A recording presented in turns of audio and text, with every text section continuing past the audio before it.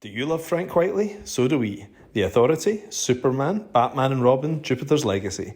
Now he has a new comic out this week with me, The Ambassadors Issue 1. Also on sale this month, The Ambassadors Issue 2, Nemesis Reloaded Issue 3, The Magic Order 3 and Nightclub Issue 4 for only $1.99. Yes, The Ambassadors is out twice a month. I'm costing you a fortune.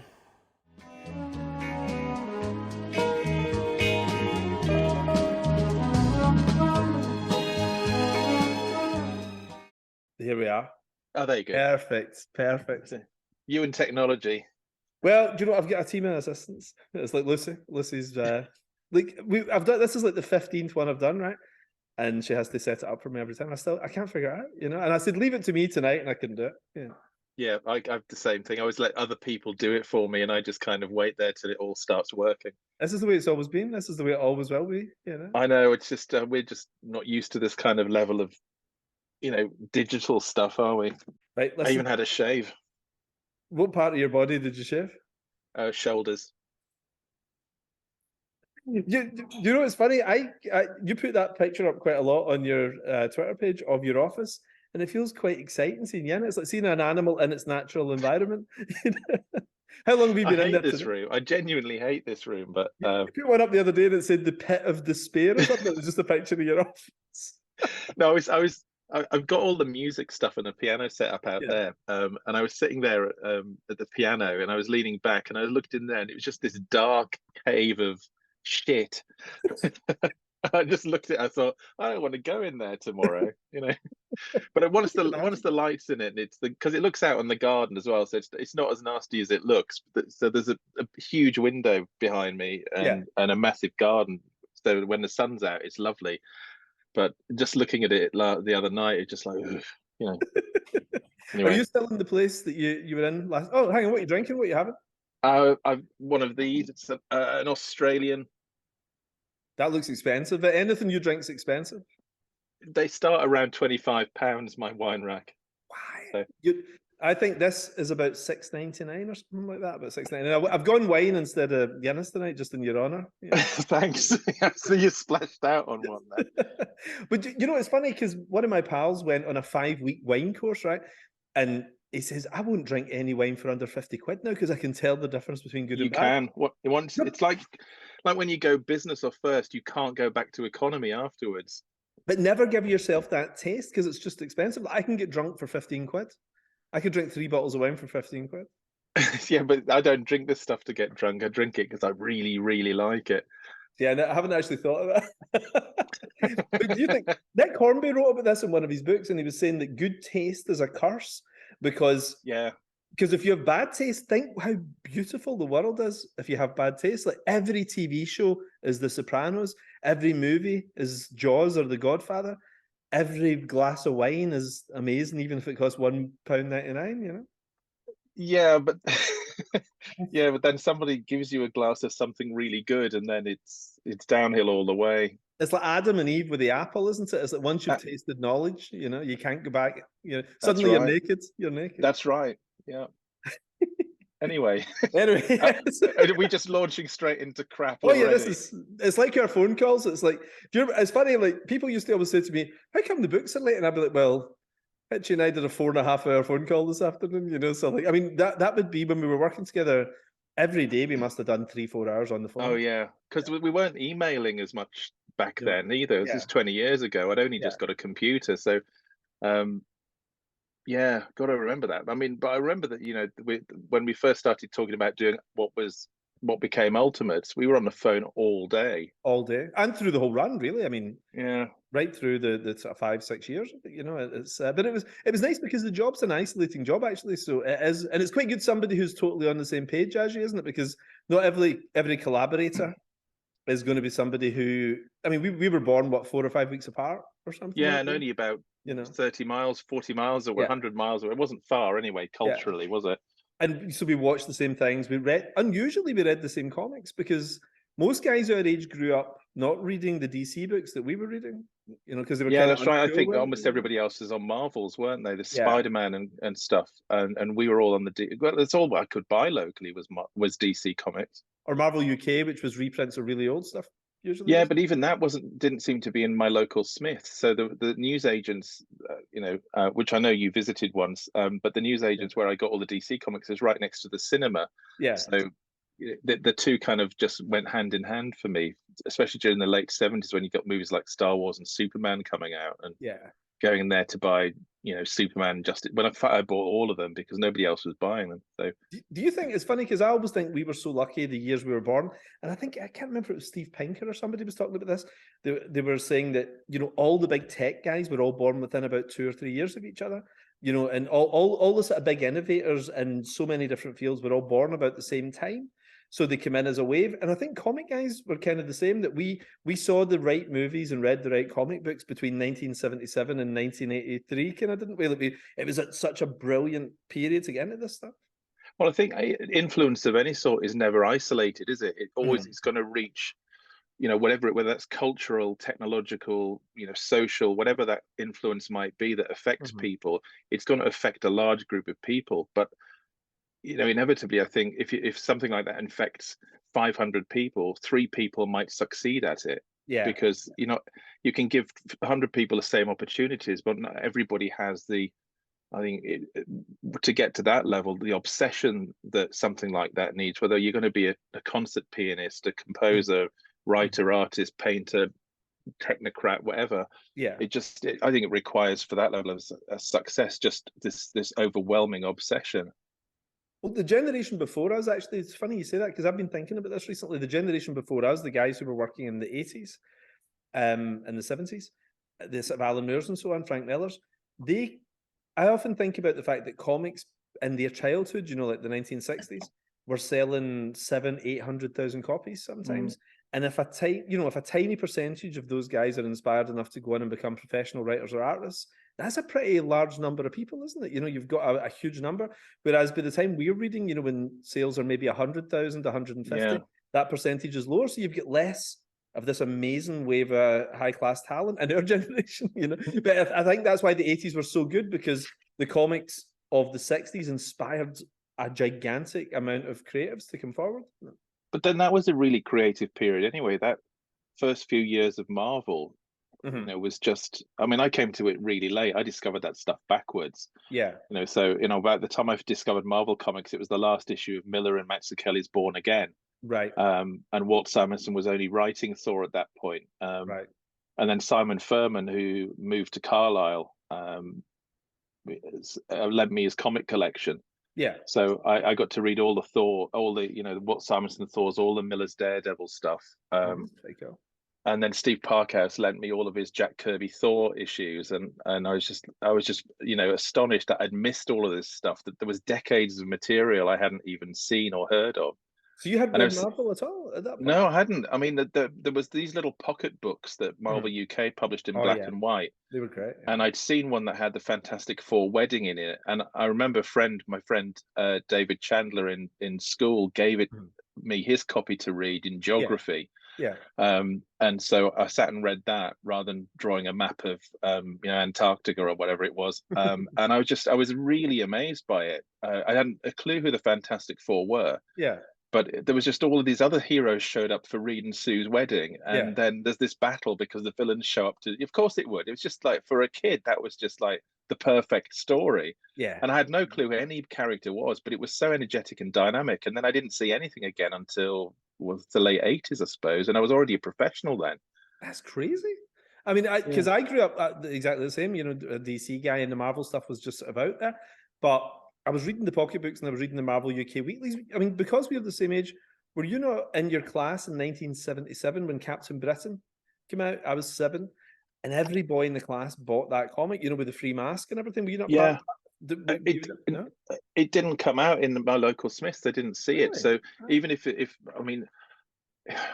far northwest corner of England, a small WH Smiths, there was a limit to the shelf stuff. So I suppose they might have got 1 or 2 copies, and then somebody picked it up for the free mask and chucked it in the bin on the way home. That's kind of because that's what it was, wasn't it? You bought it for the spinners and the free shoe, whatever it was on the covers. But so I missed that completely. I saw that stuff much later. Were you aware of Stan Lee coming over and doing Pebble Mill and shows like that and No. BBC stuff? Because Stan was on Nationwide and all this kind of thing. 1977 with Herb Trimp. He came over with Herb Trimp. No, and they were like officially saying Marvel UK is here for you guys and all that. You know, it was a huge deal. So it was kind of like Pokemon cards. Every boy in my class for 2 years was into Marvel Comics. It's funny because Paul Neary never mentioned that. And as you know, he worked at Marvel as an editor in the 70s with Bernie and Des Skin. And then later again, he did it again later on. And then, I mean, because in fact, there was that same friend gave me an issue of a Captain America Weekly that had this really terrific cover on it that I remember copying. Yeah. Because I thought it was a really dynamic figure of Captain America. And Paul Neary had drawn that. I didn't discover that until he and I were working together. I was talking about this cover, and I remember it being from issue 2. And Paul said, "Oh, I drew that." And he pulled out the original. I was like, "That's the one." Not as good as I remembered it. I'm kidding. It was terrific. But it's funny how life intersects like that a little bit. I suppose it's a very small industry, isn't it? So, yes, exactly. You know, I associate Johnny Romita with Finding Out Santa wasn't real. Because, like when I was 7, Johnny did the cover of the Spider-Man annual that was out that Christmas.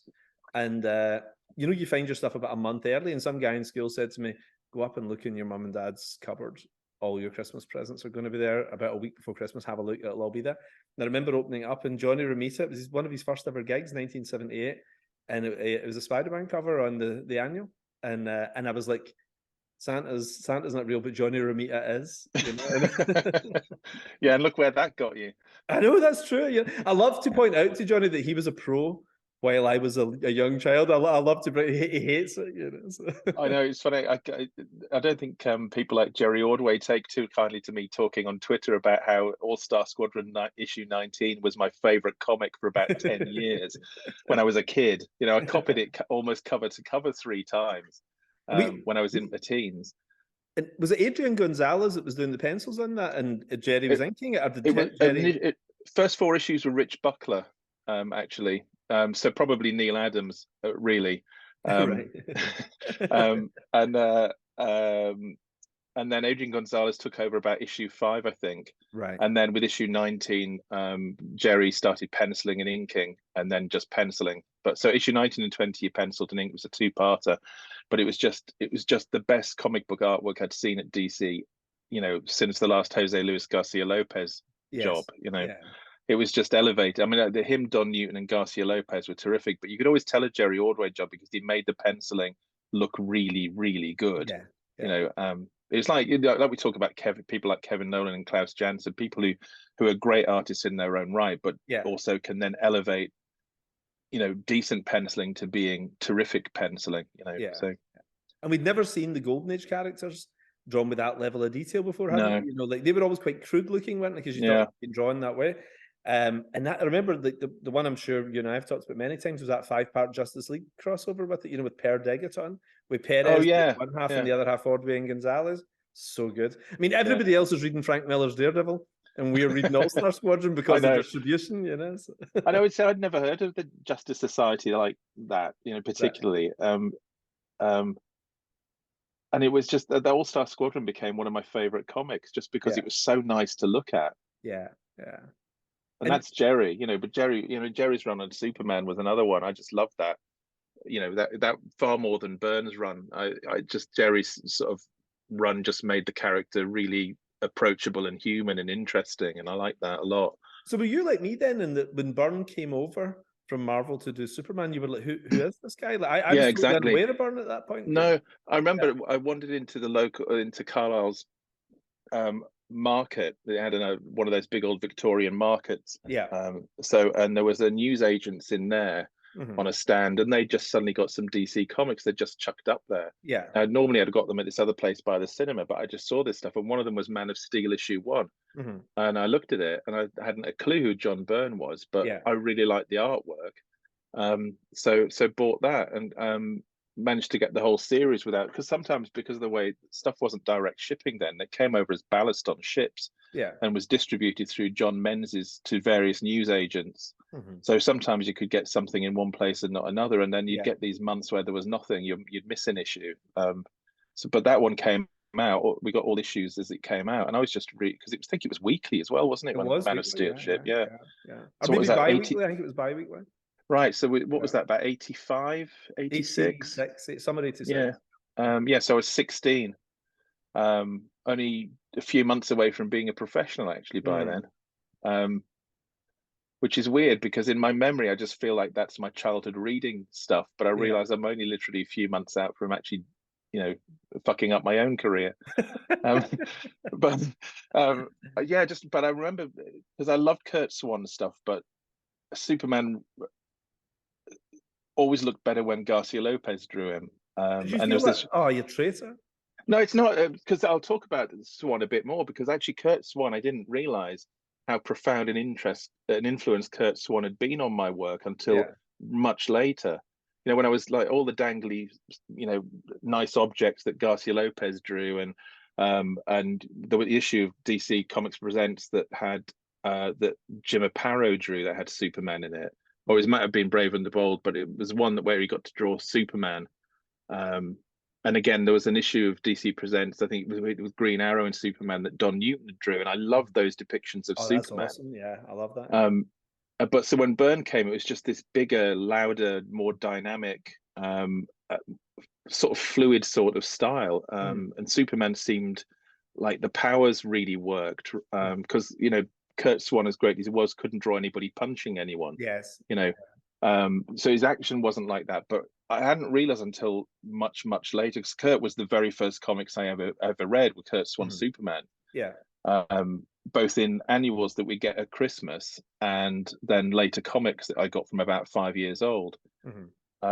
But there's this kind of, I went back and looked at some years ago. I went back and looked at some Kurt Swan Supermans from the collection that I'd kept, and I realized that the kind of naturalism in his figures, the way his people looked like real people, cars looked like real cars, and everybody's figures were naturalistic. Folds in clothing were real folds in clothing. And I thought, I hadn't realized how much that had influenced me as a baseline DNA for what my stuff had to feel like as well, that it had to be naturalistic and realistic, and because that's what they felt like when I read them as a kid. I didn't, as a really young kid, I wasn't really into the idea of what a dynamic figure work was and rhythmical storytelling and all this stuff. It was just that Kurt's stuff just looked right all the time. And I think, and real too, to me as a reading kid. I didn't feel like it was a cartoon. I felt like it was a real thing. So I think that's a foundational level of DNA and what, for me, makes comics look right. So I'll never diss Kurt, because I think his stuff is at the baseline of my influences.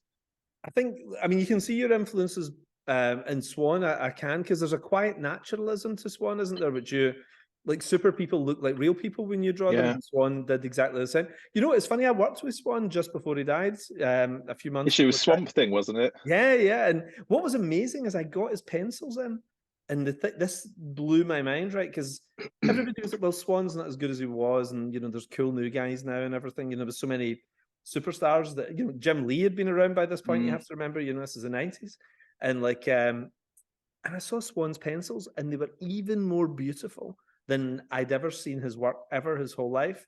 And what it was Swan over the years, because he'd fallen out of fashion, wasn't working with ink as good as he was sometimes. No disrespect to those guys, but Swan was just on another level. He was just he was Norman Rockwell, and he was knocking out 2 pages a day.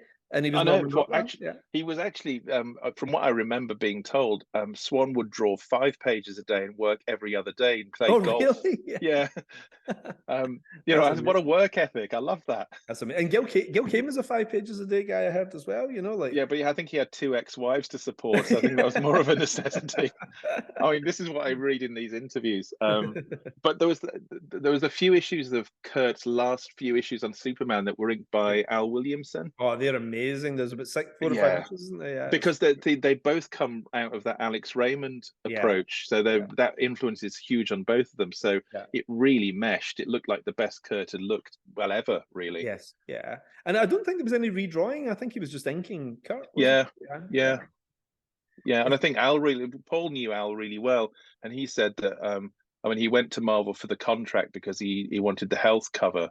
because, you know, the American health insurance system. Yeah. But it was a regret because he would have stayed inking Kurt on Superman forever because he just loved it for the same reasons. You know, it's that Alex Raymond and as you say, you know, that all go back to Norman Rockwell as well, doesn't it? So it's his Metropolis, Kurt Swan's Metropolis, is the America I wanted to live in. There's just something so beautiful about it, isn't there? Like 344 Clinton Street where Clark Kent. It just seemed like a real place that I would, and the bus that he took to work and everything, it was beautiful. It was like Seinfeld's 90s New York or something. It was or one of those classic Mary Tyler Moore Show or something like that. It was just a very romantic idea of an East Coast American city, wasn't it? Actually, when we were in New York with the kids in October last year, and I was walking down, I was taking loads of photos because it's reference shots you can't ever find on the internet and angles you couldn't ever get. But I walked down one street and I looked at this thing and I said to Ted, "Oh, look, it's 344 Clinton Street." He had no clue what I was talking about. Is that a real? Well, no, it just looked like it. It was just the normal. It was just looked like the street and the canopy with the coming out from the front of the building. And amazing. I just thought it looked exactly like, you know, Superman's apartment block. Did I ever tell you about the time? You know, the Marvel office is. I used to always stay in a hotel around the corner from 42nd and 3rd. Where Marvel's hotel was. It was the hotel that was about 5 minutes walk from the office. Now, I remember being out with Garth Ennis for a night and being absolutely hammered. I was coming home at 5 o'clock in the morning. I don't know if I've told you this. And I was bouncing off. It sounds like too many stories. Yeah, it's like every night out in New York. But I remember I couldn't even stand up. I was bouncing off the walls, right? And then I remember just stopping and looking into this huge glass window, right? And I looked in and I saw the Daily Planet Globe. Did I tell you this now? Is this that New York Post building? Yeah, the New York News or the Post or whatever. And I remember looking in and just seeing it. And you know the scene in Superman the movie where Clark and Lois are walking along. Yeah, I know it well. Where they see Rex Reed in this revolving doors. And then I looked over and the revolving doors are real. You know, it wasn't a set or anything. It was the No, it wasn't. It's where they shot it. And then I took 2 steps back and I looked up, and it was the exact angle that Donner used in Superman the movie, where you get that upshot of Lois hanging from the helicopter, and I was like, how much have I had to drink? I was genuinely frightened. It was amazing. And then this helicopter fell. And this guy in a blue suit shot up and saved it. So yeah, it's funny. Like New York's so romantic to me because it's where, you know, you read these comics as a kid and you can't wait to go there. Well, actually, that was it when we were wandering around. You know, we were staying at a hotel on 5th, so we were literally about a 10-minute walk from and a block over from Grand Central. And so I went up that way because we were getting the subway from Grand Central to go up to the Bronx Zoo. And Ted was getting really excited because that's where the Battle of New York took place in the Avengers movie, you know. And I said, actually, no, that was in Cleveland. They built it, but but it just looked like it for him. So for him, it was like that Stark Tower, you know. You know, it's the same kind of level of coolness. It's just that his generation's not getting it from comics the way we did. Foundationally, anyway, he's gone back to comics. He loves reading comics, but really, how old is he now? 15. He'll be 16 next month. And what's he into? What stuff's he reading? Everything Marvel, DC's. He just loves it. Like current stuff, anything. It just I mean, he'll read stuff on the Marvel app when he's at school, but he's gradually built up a huge collection of graphic novels of his own choosing. Stuff I've recommended, like you know, Nick My All Star Superman, which I've never got back. Right. And there's quite a few gaps on my shelves that I think has been in here, nicking a few of stuff as well. But he loves all of it. He just loves stories, I think, and because the movies introduce him to the characters, he can't get enough of the characters. So he just goes into the books as much as anything, and he's a real knowledgeable geek about it. He loves it to bits. It's great. It's so rare it actually happens that way, that people love the movies and go back into the comics. It somehow doesn't quite work that way so much. So it's brilliant when it does. There's always one kid in the family as well who gets into it. My middle daughter's the same. She just fell in love with it. And there's I know what you mean. Like, you know, like me, I'm sure you've got all the books lined up in order and everything, you know. And whenever one of your kids is really into it and starts moving it into their bookshelf, there's part of me kind of like, I'm quite angry about this because but on the other hand, I'm also so proud that you've got into it and you've got it on your shelf. So I kind of love it as well. And I just go back in and quietly take them out, and then about a month later, he'll come down and say, "Where's that gone?" I was, well, it was mine. Do you know what I've been doing? It's so ridiculous.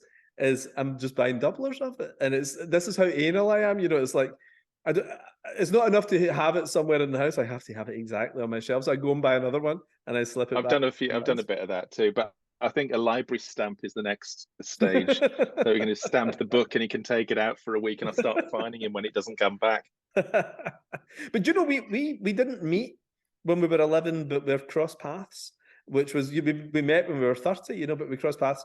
I came on a school trip, as you know, and when I was 11, down to your neck of the woods. Yeah. I went to a shop at lunchtime, and it must have been where you bought your local shop. It was, yeah, because it was near the train station. Yes, exactly. And so me and there was about 10 pals, we all went down, and I bought DC Comics Presents number 47, I think it was. It was Superman and the Flash. You know, just a pretty standards issue, nothing special. Not the Flash, sorry, Firestorm, Superman and Firestorm. Oh, yeah. And they were fighting a guy called Chris Cross. It always stays in my head. Ross Andrew cover, I think, you know. And like, and I think you're missing that one from your collection or something, aren't you? Because I think I came down and took the book. You did, yeah. It's funny that, because the way it used to work was I'd go into the shop with the pocket money each week, or if we'd been to the cinema, I wouldn't buy sweets. I'd use that money to buy comics. Yeah. And so nobody else, they were always in the pile right at the back of the shop, and since nobody else bought them, I'd memorized the pile vividly whenever a new pile was there. I'd gradually work my way down to a Dick Ayers Jonah Hex at the bottom, just because it was a comic. I'd end up buying it eventually, but you'd always start with the ones you wanted, like a Garcia Lopez, always a Superman, All-Star Squadron later. But yeah, so I knew what was in the pile, and then you go back and suddenly that issue of Superman and DC Comics Presents is missing. Yeah, I was quite put out. Until, of course, we started doing the Ultimates and you kindly sent me it. But do you know what's funny? I always wondered about that, because those old newsstands used to get basically one of every DC comic, so they didn't know Jonah Hex from Justice League or whatever. It was just a DC book, and I always used to think, why everybody, all my friends used to try and get the Batman or the Superman book or something. I thought, why don't they order 5 Batman and like 5 less of those books nobody cares about, because those were always left. Nobody ever touched those ones. Which, of course, is the direct sales market in miniature right there, isn't it? Yeah. And I think we just specialized eventually, didn't we? Like, everybody got pretty sussed. But like, there was something really nice about that. There wasn't just the range of books then. And I didn't appreciate it until recently. I looked at one of those websites that shows you everything that was out in a particular month. And even by the time when we were kids, like the early 80s, DC did a really weird range of books, things like Warlord and like Aryan Lord of Atlantis and things like that. That's the one, yeah. Books that you would never get 5-10 years later. It was kind of the end of that period where DC were trying lots of different things outside superheroes. Well, there was superheroes, but there was still war books. There was westerns. There were magical things. There were, and like you say, there was the fantasy stuff as well they were doing.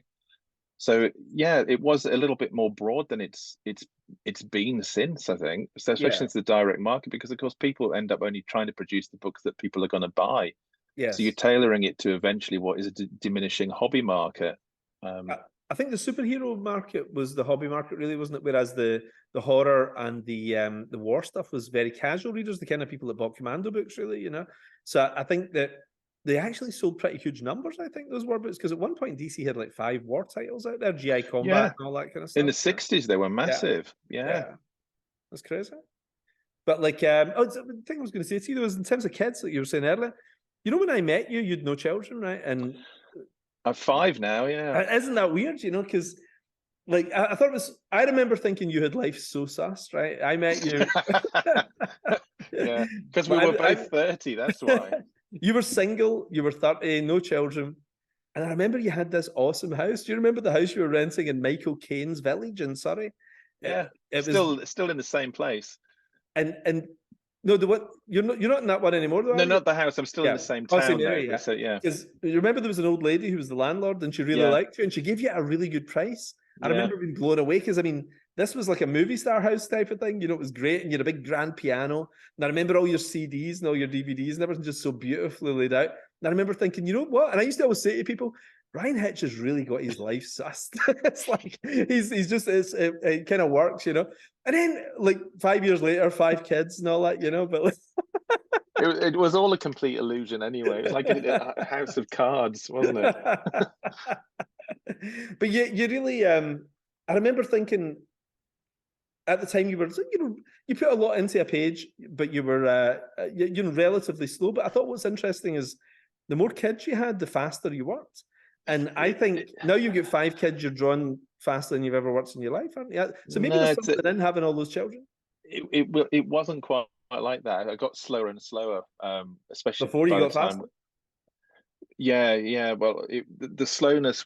I mean, when I could draw, it was always quickly. Like on Authority, I never spent more than 3 weeks on an issue, and my day was quite easy. I'd get up about 8, have some breakfast, and then between about 10 and 12, I'd finish off the page I'd started the night before, which is mostly just background. Drop it off at Paul's house.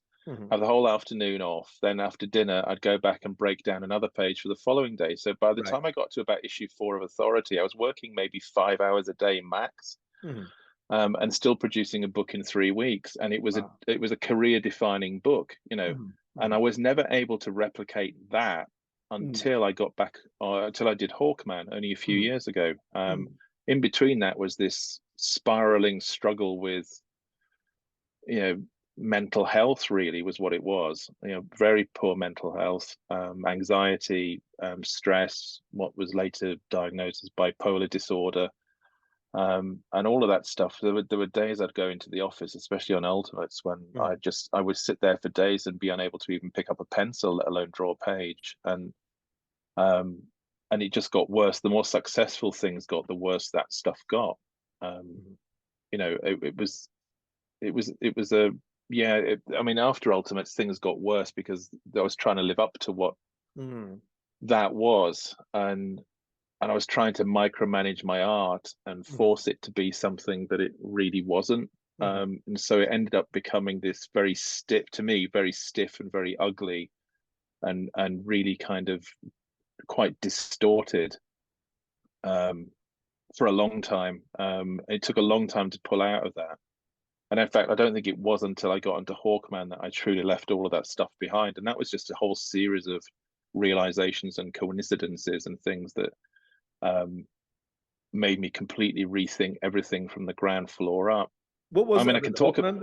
What was it that shifted things for you? Well, I'd been doing, so I was writing and drawing JLA for a bit. I'm going to waffle a bit about this because there's some interesting revelations, this personal ones anyway. So, you know, Dan had tried to get me over to DC a few times. Yeah. And did he do that? Yeah. And I always liked Dan. I mean, we've been, you know, friends, colleagues since, when was that? 90, 98, 99, but pretty much when he got to DC, actually. He called me quite early on, but I'd already committed to doing the Marvel stuff with you then. So, but yeah, so I'd done the JLA stuff, writing and drawing that, and that had really collapsed around me because I was so slow and I was involved in the Rebirth stuff in helping set that all up and do that stuff. And Dan had offered, when Jeff couldn't do it, Dan had asked me if I'd write Justice League, and I'd never written for another artist before. And I had a lot of really strong ideas about what I wanted to do with the book, but not only had I not finished my JLA mini series, but by the time we started something like the Rebirth stuff, everything was already behind because suddenly everything was on double shipping.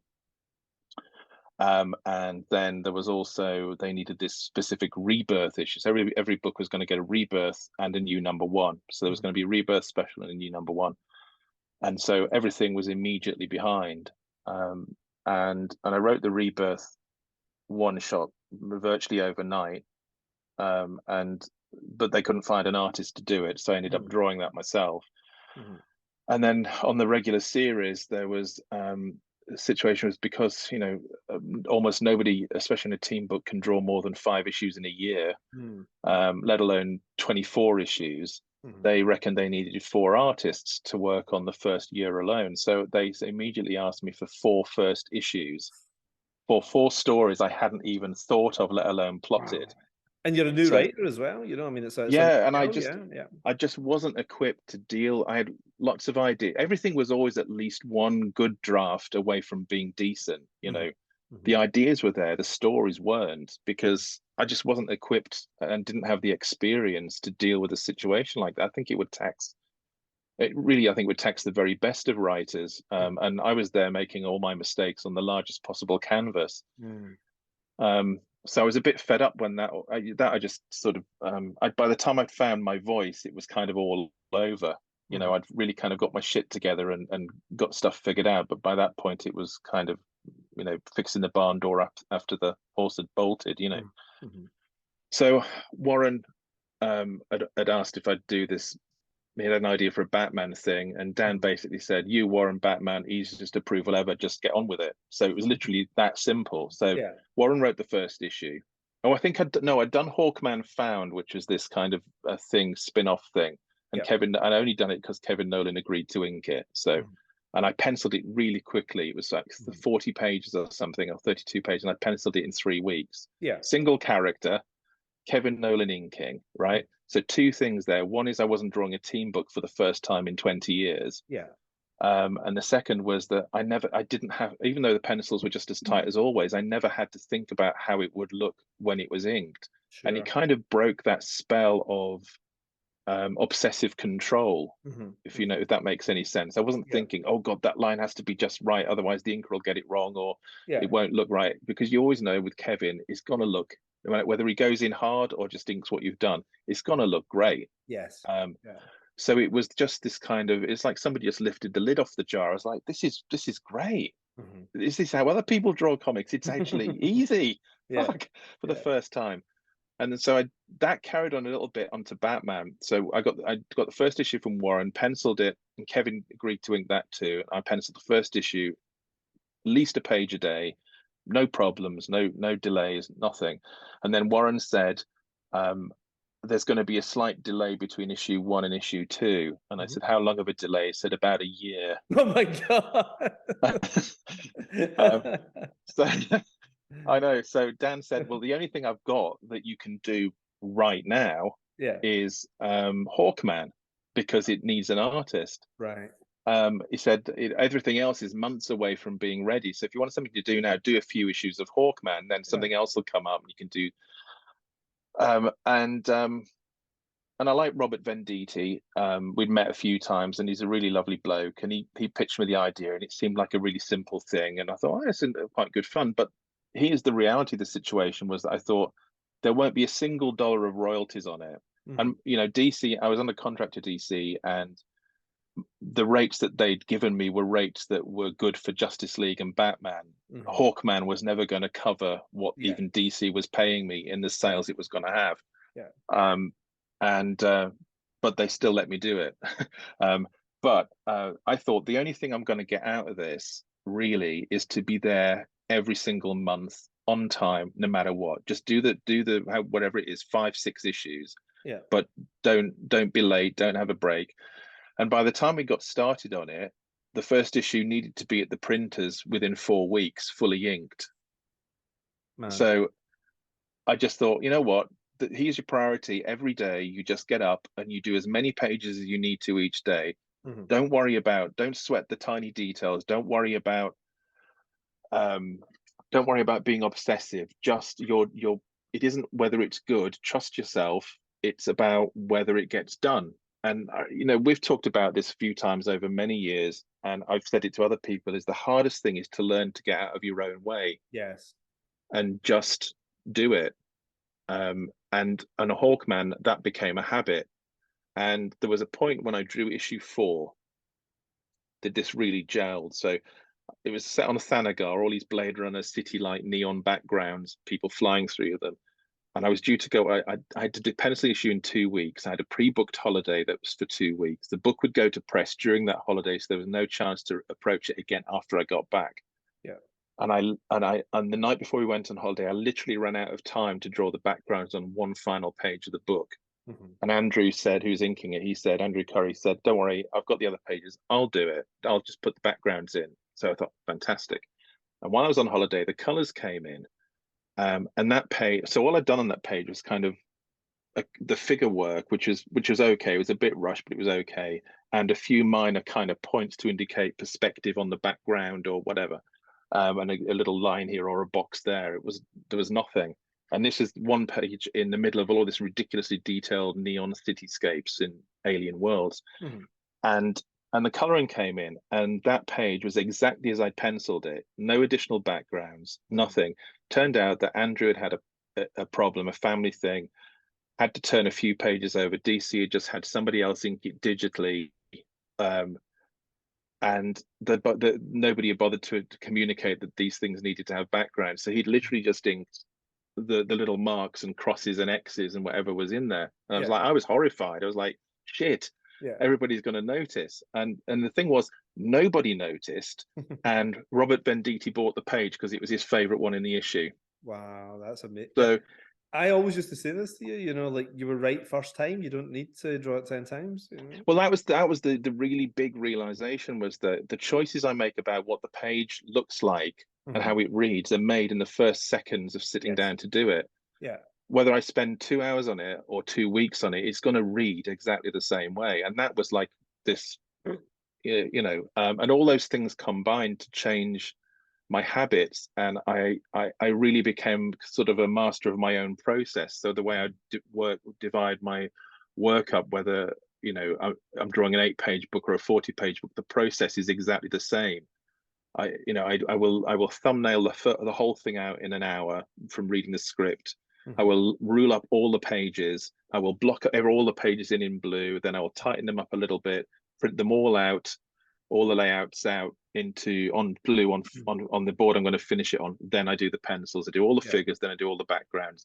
And it's just this process that I used to think would stifle creativity, but actually it releases it, because if you're a master of process, what you then have is the ability to do absolutely anything. You know, if you've spent years learning to be the best concert pianist, when somebody puts a new piece of music in front of you, you don't have to think about how to play the piano. You just have to think about how to play the music. Yes. And that's what it's like now. It's become so automatic. And psychologists talk about this automatability, that you do. We do it every day without thinking. We write words on a page without thinking about how to write the letters, because we've done it so many times that you don't think about, you only think about the words you want to write. And drawing's got that way for me. And what used to be a daily struggle is actually just genuinely effortless.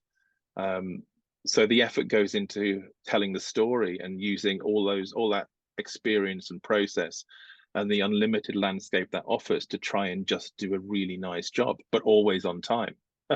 It's strange because for 20 years you were doing such high profile books that maybe that was the problem. Maybe you had to do something like Hawkman, which was a much lower visibility book, so the pressure was off and you could just enjoy the drawing again. Because I felt what was happening with you was you were no longer just Bryan Hitch, you were Bryan. Yeah, no, I felt that a lot. So you really felt that everything you did had to be special, and in a way that's a horrible thing for a creative person to feel, because every book has to be as big as the last one. Everybody has to love it, and the internet means that every single person on the planet, you know, can give you an opinion on what they think of it at that point too. Which, you know, so there's nice thing about Hawkman is it's kind of just great work below the radar a bit, and just, you know. Well, I think there's also that thing where sometimes you have to fail fairly spectacularly and just pick yourself up again. And I think Justice League and JLA was that for me. I was given a huge canvas and the keys to the kingdom to a degree, and I fucked it up. But did you? You know, I mean, really, I mean, I've read some bad comics, right? And mine were probably amongst them then. No, but you know, it's because I do think what's interesting is I remember one of my pals saying to me in the pub one time, he says, I just worry I'm a good dad. I hope I'm a good dad. And I was like, the fact you worry about it means you're probably a pretty good dad, you know, because bad dads don't ever have these considerations.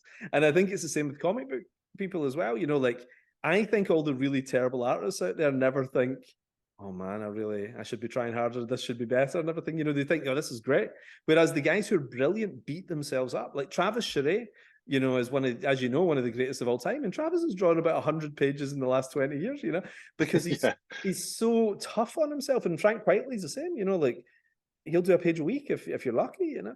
And the brilliant guys worry, but it's a chicken and egg, because that's also what makes you brilliant, isn't it, as well? But the counter to that was, I remember about the time I was saying when I was doing Hawkman, especially Hawkman Found, because it was I'd never really kind of read the character beyond remembering reading Joe Kubert stuff a while ages ago.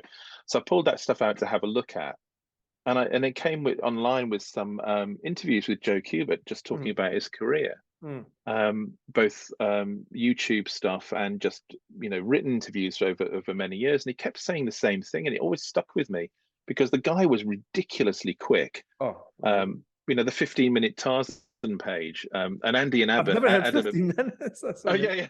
And I've got I know exactly which page it is. But Andy and Adam used to tell stories. Adam told me this story when he was doing that issue of Ultimate X-Men with you, and Joe had inked it, and Adam had dropped. It was like 8-page sequence at the beginning. Adam had dropped the pages off with his dad on the morning. He told me, and then at the end of the day they went for beers, and Adam said, "Did you get the pages?" And Joe said, "Yeah, I did them. I did them today." And Adam was like, "Wait, hang on, you were teaching all day. When did you do them?" He said, "I did them over lunch break." And Andy said the same thing. He said, he was inking a cover, and he said their offices were a couple of floors apart. And he went up to leave the cover on his dad's desk to ink it. Joe wasn't in the office. And he went back downstairs to his own basement office, realized he hadn't got any paper, went back up to Joe's office. He still wasn't there to get some paper, and the cover was inked.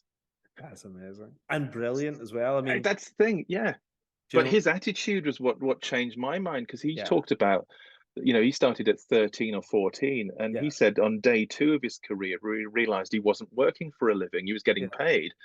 But this was terrific. And you think, actually, you know what? He's right. Yeah. God, in all the ways we could be making a living, or to do this, to tell stories, draw pictures, it's like, it's a gift, we're literally doing what we dreamed of doing when we were 5. Like, my family have got drawings of Superman and little comics I made before that are so far back I can't remember, but I'm maybe 4 or 5. And we're literally doing this for a job. It's insane, So, but at the same time, it is a job, and people have criticisms and everything as well. Do you think Twitter and these things wasn't helpful to you too? Did you find yourself, having searches to see what people were thinking of the issues and then worrying? Yeah, for a while. Yeah.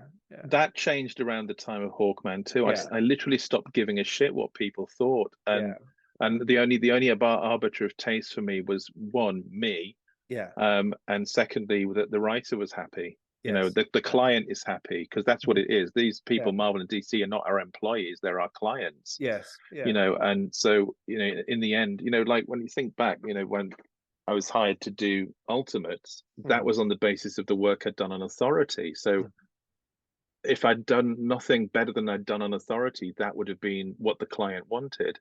And yet I felt personally the need to try and turn it into something that was 10 times as good. Well, you were obsessed with making it better, and I was like, it's brilliant. Like your worst page, the thing that you do in an hour is better than most people's career best, isn't it? But Joe Quesada always told me that I could do 30 to 50% less work and still be as good as I thought I was. He was right. Yeah. Joe's the same. Yeah, I know he is. Because Joe hardly draws anything too, and he's great, and I think all the best guys worry about this stuff, don't they? But I think it's a sign you're good, isn't it? If you worry, I guess, but it's good you're through the other side of it. There's 2 interesting things. One is, it's a repetitive industry. It's like every day is repetitive. It's like music is always repetition and variation. This is what comics is like. It's the same stuff over and over again, to a degree. So you find yourself drawing a man flying, punching each other, people walking in and out of rooms. It's the same material over and over again. So if drawing something, you think, oh, I could have done that better. Oh, great, do it next time, because there will be a next time. And the other realization was that because we're working at a certain speed, especially to do a book a month, which I do at least a book a month now, is that what matters aren't your highest standards, they're your lowest standards, because that's what you're forced to work to in a commercial field more often than not. It's the saying about art only ever being abandoned, it's never finished, because you have to, if you try to work to your highest standards, you will never complete it, because it's impossible, because those standards are what you aspire to, you try to push towards them, and they're always elusive, they're always somewhere over the horizon, because as you get better, those standards also rise. So your lower standards commercially are what matter, not your higher standards. So if your lowest standards are fairly high, you're going to be all right. Well, I remember Frankie Boyle said to me once, the stand-up comedian Frankie Boyle, he said to me that he was always in search of the perfect gig, like the night where he would be totally satisfied, and he never found it, And Jimmy Carr says the same thing, loads of stand-ups say this, that every night they go out and try and do the unattainable gig. And I guess that's what we do as well, isn't it? I sort of get it, that you're trying to do something you're 100% happy with, and every page is as good as it possibly can be. But obviously that doesn't exist, but it's like a mythical city you're searching for, isn't it? Every time you start your... Yeah, it is. And also what you think you've done a great job at is not what other people think. Yeah, I've drawn things, pages, panels, figures that I think now I've arrived. That's terrific. And people go, man, that page was great. But I said, but that took me 15 minutes. It's just it just doesn't work the same way you think it works. When you're making any sort of art or creativity, it's Do you think, because it's funny, I always assumed the multiplication of kids in the Hitch household was the reason you were getting faster, because I remember when Emily, my oldest, was born, that's when I sort of got into gear. I wasted, my 20s, I kept my head above the water. I was writing bog standard stuff nobody saw, and mostly in the British scene or on the fringes of the American scene. But then once there's a little face from looking up from a pram, and you are literally the difference between that baby eating and not eating. You're like, oh my God, I better do this. And I can't remember who the poet was. There was a poet who said, that creativity is blocked by the pram in the hall. But I think it's the opposite. For me, I found the more children I had, the harder I worked. So have you found that at all? Because I know a lot of comic guys don't have children. And I wondered if it was, did it spur you on a little, just thinking, okay, these guys are dependent on me a little bit? No, I think it just actually added to the sense of responsibility and stress, it did. A lot of times, there were times I was literally on my knees in the office, unable to draw a page, Joe Quesada called me one time about an issue.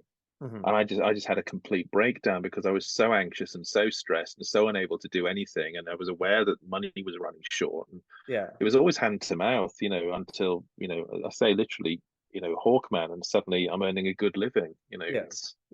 People have this perception because your name's on the credits of a Marvel movie or because you've published X number of successful books that you must therefore be a multimillionaire. In fact, if you look me up online, my net worth is apparently £16 million, which is about 15.5 million more than I am worth.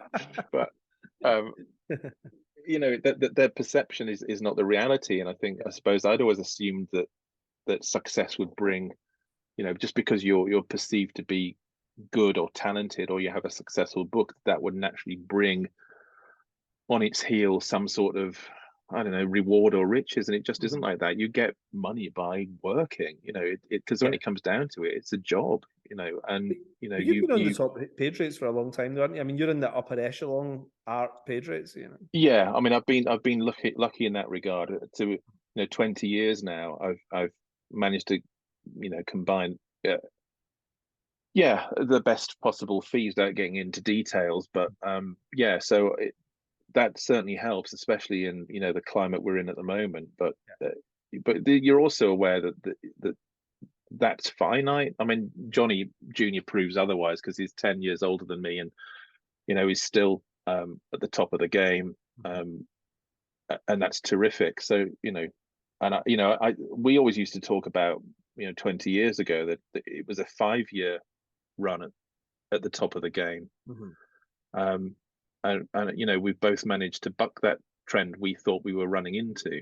I think artists tend to have a 5-year window. I've noticed, we're obsessed with all these things, aren't we? But artists have a 5-year window where they can be top dog, though, aren't they? I think that, like Jim Lee, for example, was the influential, yes, definitely. But everybody, the alpha dog, that everybody's following, and it doesn't mean they're any less good 5 years later. It's just that the pack moves towards somebody else to copy the style, don't they? So for example, the lower half of the 80s and the upper half of the 80s, people were copying, like, Frank Miller on one end of it, that he was this sort of alpha dog, Jim Lee in the early 90s, late 90s. Who would be the guy late 90s? I think it was still Jim. Oh, Joe Madureira. Joe Madureira, of course, and all the imitators. Then I would say at Ultimate's time, the number of artists who were swiping from you was insane. That's at 2000 to 2005. Then McNiven became the guy everybody was copying. Then Fiona for 5 years, Sean Murphy for 5 years. Olivier Coipel seems to be the guy they're all imitating at the moment. I've noticed. Yeah, him Like, and that's- Stewart, because there's definitely this. They have a very similar feel to their work. The finishes are different, but they both have that really beautifully fluid, naturalistic. Everything looks amazing, no matter what they draw. It looks like it's made of water or something. Everything's Yeah, just it's so really perfect and fluid, the isn't it? pair of them managed to do that, because they're just, virtually, from the point of view of what matters, Yeah, they're pretty much faultless in what they yes, produce.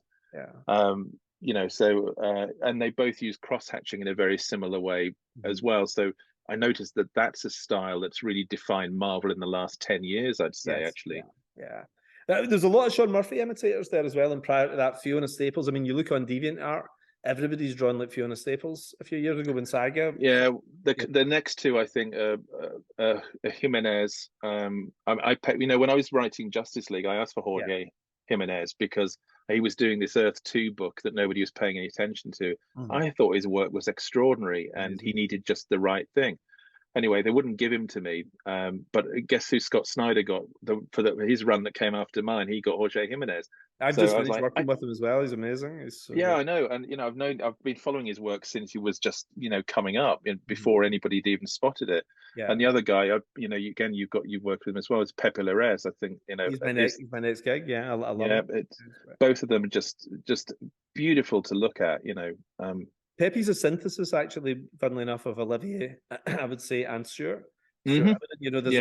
You can see it's like he's the child of both of them almost, isn't it? It's, I love definitely. his stuff. He's great and such a pro. He's another guy just hammers it out. You know what? The Spaniards are like the top guys right now, though, aren't they? In terms of like Brazil has got some amazing guys, Italy's got some amazing guys, but Spain, I think, is really producing some brilliant artists right now.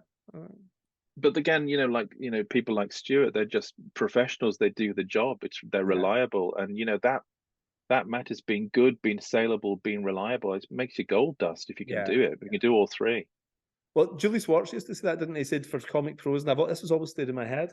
Comic pros need to be three things, and they can be two of the three things, and you'll have a career, which is really nice to deal with, really good at your job, and get it in on time. And they said if you can be two of those three, you will have a career. And I think there's something in that. Yeah, it took me a very long time to figure it out. Only about 30 years into a 36-year career. Well, it's funny, the years you count as your lost years and everything is obviously insane because it's some of the greatest comic books of all time, isn't it? What you regard as like, oh, that's my fallow patch. Other artists keep up on their shelves, don't they, and take down for inspiration. So I wouldn't be too tough on yourself. No, I've become very sanguine about it, and actually, I've got to that point where I feel like it's a cliche, but I feel like I'm just getting started because I feel like I've given myself in recent years a new lease of life. I'm really happy. I'm really relaxed, and then my work's got a new kind of vibrancy and energy to it that I think it was lacking for a long time. But no, I think it was a little micromanaged, and just being relaxed about it, working on it, and letting it be what it is, and not just trying to direct it rather than force it. I feel like I'm hitting a stride. I wish, oh God, I wished I could have hit this 20 years ago, but I feel like I can do anything. And I don't mean that in an arrogant way. I just mean I feel like I'm capable of doing literally anything, any genre, any subject, any drawing. I'm not limited by my limitations. In fact, whatever I can see in my head, I can draw as easily as writing words. And that opens up opportunities to me I think I've never had before. So that, it's nice to cut in the twilight years to come into your own finally, or feel like you have anyway. One thing I never asked you actually is, see, growing up, like you were working in comics pretty early. Were you 16 when you got your first gig? Yeah. Like you almost didn't have time to be a kid. You were an adult, really, in an adult business very quickly. But like, did you hang out with comic fans or anything as a kid? Like when you were 10, 12, was there nobody else in Carlisle who was into stuff then? No, there was nothing like it. I mean, there is now, because there was a comic shop there, and in fact there's a guy, there's a friend now, who works in and out of comics, called Neil Edwards, and he's drawn a lot of comics for DC and Marvel over the years, but he went to Carlisle Art College, and at the time I was doing the Ultimates, you know, so and he knew I was from Carlisle, but it's an interesting thing where that kind of thing changed. How, you know, it was a different, comics were okay by that point. Yeah. Everybody in the art college was reading the art college was even encouraging. When I was getting into comics and I was going to go to the art college, I ended up doing comics instead, but they really frowned on it. They didn't understand it. They thought it was you know, they thought it was a juvenile medium and didn't have any quality artists in it, which clearly was wrong. You only have to look through the history of comics. You know, you can't discount Frank Bellamy and Frank Hampson with a line like that, can you? So but anyway, I think yeah, that all came after I'd left. So no, there was none of that, and I went pretty much from, instead of sixth, my friends were in sixth form and I was drawing comics. So and what was your first gig? Was it Marvel UK? yeah, it was Action Force. How did it come about? I mean, I sent samples. But you didn't have a mentor locally. There was nobody locally. I did, yeah. Was it Steve Parkhouse, yeah. Was he a Carlisle guy? Yeah, was he? No, his wife was. Right. He was from Epping Forest originally, right. But he and Annie had met because Annie was working, I think, at IPC at the same time. Yeah. He was doing it, and I think that was about the time Steve taught Dave Gibbons how to letter. You know, so. Oh, I didn't know that. So Steve taught Dave. Well, Steve was lecturing all those kind of Buster and Whizzer and Chips things, right, and Steve's always had that love-hate relationship with comics, actually. But so he was one of those lovely, warm-hearted curmudgeons who reluctantly worked in comics, but actually secretly loved it. You know. But you know, I met him through the local art college actually, because I was doing my O levels, and I'd done some comics. In fact, some Captain Carrot comics of all things for a project, and they were shown at a school exhibition. The art college saw them, and they gave me Steve's number and said you should get in touch. And so I did. And Steve was really generous with his time. Showed me lots of original artwork from him, from Gibbons, from Mike McMahon. And even let me borrow it just to pore over, you know, and look at it, and just holding this original stuff, and it was epically inspiring. So and he was great with advice. Your early stuff was so radically different from what you do now. It's funny, you look at Todd McFarlane or somebody, and you can see Todd's work and his teenage work, can't you? You can you can draw a straight line, usually Jim Lee or whatever, you know, you can sort of see it in the early stuff. But you had such a different range of interest, and I could be wrong here, but I remember seeing your stuff when I was a teenager, and I had no idea you were the same age as me. But I remember, did you used to draw like Mike McMahon? Did you have that style? A little bit, yeah, because I love McMahon's stuff. But here's the interesting thing about this, and I would agree with you in the main, but when I was doing Authority, and that was kind of like 12 years in becoming an overnight success, you know, but I went out for a drink with Simon Furman. I was living in London. I've been living in London for years by that point. But I met Simon Furman for a drink one evening. I think issue 7 of Authority had come out by that point. And anyway, I went to meet him, and he pulled these Transformers comics out of his bag. This was maybe my 3rd or 4th job at Marvel UK, so I was about 17, maybe about at the time I drew it. It was a 2-parter I'd penciled and inked, Simon had written. I said, "Go on, what are you showing me that for?" He said, "You need to have a look at it." I looked at it, and like everybody else, it was the surface stuff. I said, "But it's shit, you know." But look at the storytelling. I did, and it was the same as Authority. Right, that's interesting. It was like, he said, beat for beat, you know, the way you choose the shots. It's crude, but it's there, you know, it's innate. And Authority was the first time I think I stopped trying to be somebody else and just trusted myself to do the way I thought it should be done. So, but the thing is, look at it, you think there was whole years when I was trying to be Alan Davis or John Byrne or all this other stuff. And actually, it was kind of there from the beginning if I'd trusted myself enough and learned to draw better, but the innate instincts about how to tell the story was there. So, you know, maybe it was there from the beginning. But if you think about it, Alan Davis was obviously a clear influence on you early on for quite a wee while. But massive.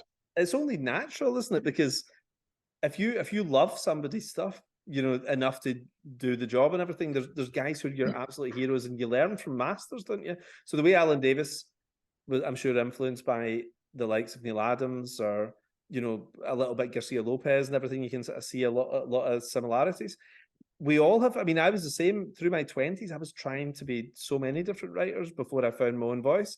And I think it's the learning process of every apprentice, isn't it? You know, you look at a master and, okay, that's not quite for me, before you find yourself. And sometimes there's 3 or 4 masters, isn't there, before you find who you are. And every artist goes through it. Yeah. Every creator goes through it. Whatever you're doing, whether you're writing music, painting pictures, writing stories, drawing comics, you all go through that because you're the product of your influences, and everybody is, no matter how far back you go. And everything. I mean, John Williams' music. The first time we met, I remember you took out, you know, all the stuff that influenced John Williams, you know, from the 19th century, and it was like listening to the Star Wars theme or the Superman theme, or whatever. But it was just what he grew up loving. You know? Well, that's right, but also there's a practical reason, because the stuff, whether it's Holst Planets or Walton's music, or especially Korngold's Symphony in F, which if you listen to it, seems like John Williams lost Star Wars work. You know, it's but it's practical too, because those people essentially created the template that became cinematic music, and so that's the idiom John Williams has worked in. So, you know, it's inevitable that he's going to kind of draw on those influences, because they're also great composers in the symphonic repertoire he's been versed in since he went to school. So, you know, it makes sense. But that's how it works, isn't it? And if you're going to be influenced by anyone, Alan Davis and Jose Luis Garcia Lopez are like the two, aren't they? I mean, I think I think both of those guys actually just don't get the credit. They didn't get it at the time either in the 80s. I think they were underappreciated. There was all these superstar flashy guys, but I mean, they're just masters, aren't they? Like every page. They are, yeah. And the thing is that Garcia Lopez, we all know, is the artist's artist. Every artist appreciates just how fucking brilliant he is, because you can't fail to. It's just extraordinary. But he never found, you know, outside of a core fan group, he never had that thing that made him a household name or a hit or a brand, which is what Jim got on X-Men, and you know, and others got on other projects, and Neil got on Batman and so on. But Alan, when he got back to Marvel US, he'd done the Batman stuff with Mike Barr, and then gone on to Marvel and the X-Men stuff. Alan's biggest bar to being the guy that influenced a generation at Marvel was that Jim Lee came along, you know, and Jim just changed the narrative. You know, it's like there's a point you look at. There are people that you can see. There's a line in the sand. Neil was one. You know, Jim was one. There was a comics before and a comics after, and it changed the landscape of how you thought about it. And it's not necessarily better, because Alan is a much better draftsman than Jim. But it's like Jim had some mad energy in his stuff. That just drawn to it, just worked, didn't it? You know, it's a strange one, because do you think the like, is it maybe, do you need a classic run as well? You know, because Alan did a great run on Batman, but maybe it didn't blow up the way Frank Miller's Batman did. Well, because Frank came up, you know, Frank did you know, Dark Knight, and so he was doing he was doing Batman beforehand, wasn't he? And then Frank did Dark Knight, and then he did Batman Year One, and then left after issue 1. So and I think he didn't play the Hollywood game type of thing with comic books. He was not interested in chasing the dollar. He was a true craftsman. He was just like, if I'm not into this, I'm not doing it. Which you know, you have to admire. I mean, Alan was really kind to me when I was so I was at the Marvel UK stuff. I think I was doing Death's Head. And Mark Farmer was inking the first issue, and Alan got in touch through Mark, because he liked my storytelling, and he thought, and he was very generous with his time. He sent me lots of photocopies of pencils and stuff. And was always available on the phone for a chat. I just got too close to that stuff, to the point where I was swiping it, and it just became, unpleasant for both of us. Something I don't think Alan's ever moved on from. But what about so your journey from Carlisle down to London? Were you pretty young when you ended up living in 22? Yeah, I was 22. I'd done a Superman annual for DC. I remember that, it was the one with the Daily Planet Globe in the front, wasn't it? Superman holding it back. I think it's trash. No, it was the one where he was. It was Action Comics. He was kissing Maxima on Lois's gravestone. That was amazing. I can't believe we got away from that. It's one of the worst covers I've ever seen in my life. It's amazing. We got hate mail from Moms of America for that one. It's like Superman's getting off with a woman shortly after his wife's dead, but he's getting off with her on her gravestone. It's like the darkest cover DC's ever done. It's amazing. I can't believe Mike Carlin let me do that. There you go. So that was all a bit of a rush job and a bit mad, but it gave me a good bit of pocket money. Yeah. So I decided I was Louise Simonson had written it, and she was just lovely, completely lovely to talk to. Mm-hmm. And I was having a bit of a tough time at home, just in general. And so she said, "Oh, just come over, stay for a while." So I did for about a month. Oh, really? Yeah, I got on a plane. They met me at the airport. They took me to their house. They introduced me to lots of people. Yeah. And it was just terrific. It was like, and I got home and I thought, I don't want to be here anymore. And Paul had started that Marvel UK revival. Yeah. And he was visiting Steve Parkhouse. So I went to have dinner, and Paul said, "Why don't you come and work with us?" So I went down the following weekend. Liam was drawing his Death's Head issue 1, and he was running a bit late. So I stayed for a week and drew some backgrounds for him. Mm-hmm. And we had a really lovely time. And then some guy that was a friend of Liam's had come into the pub one night and said, "I'm moving back into the old flat after the divorce. I've got a room to spare. Do you know anybody that might want one?" And I said, "I'll take it. I'll give you the deposit right now." Yeah. And I literally went back home, packed everything into a van, and drove down the following weekend. And that was it. Who was the guy? Was he a comic pro? Or? No, he wasn't actually. He was a stand-up comedian. Right. Yeah, I know. He was actually. This is like a sitcom. You live in yeah, it was at the time when you think back on it. But he ended up working his way up through Sky Television because he got a corporate job, because he got married again and they were having a family, and he couldn't make his living on the stage anymore. But yeah, that was a real giggle. I loved those 8 months I spent doing that, working out of Marvel UK's office with Liam, Andrew Curry, Andy Lanning, Ed Perryman, Bagwell. I was going to ask you who your gang was, because your comics in those early 90s days, everybody had their little crowd, they hung out, and then we all crossed over. I mean, everybody socialized really well, but everybody had their little posse, didn't they? So for me, it was me, Grant, Vin, and a bunch of those guys. It was Garth Ennis and Steve Dillon and those guys, like Brett and everyone. And your guys are cooler than my guys. But whenever everybody got together in the hotel bar, everybody mixed great. But there was those guys who you spoke to every day, and if you were struggling, they would help you and everything. There was always, you had your little posse of about 5 guys, didn't you? So that was your gang. Sorry. Well, it's because you know where that wine is? Like I was. Oh, brilliant! Thanks very much. Very kind. Thanks very much. I've been quietly refilling anyway. I've been trying to reach for it. I didn't know where it was. Thanks very much. That's great. Thank you. Well, it was all of us were working in the Marvel UK basement. Marvel had this really lovely brownstone building by Temple Tube Station on the banks of the Thames. That wasn't the Kentish Town Road one then? No, this was Arundel Street. So literally the bottom. So literally the Thames was just across the road. Temple Tube Station was on the corner. This lovely ancient 10-floor brownstone building Marvel had the whole lot of. So Marvel licensing was on the upper floors, and Marvel's comic stuff was in the lower floors. And they had this massive basement room, with a huge bay window, and we turned that into a studio. So there was me, Liam Sharp, Andrew Curry, Andy Lanning, and Ed Perryman. And also Steve Whitaker, who was colorist.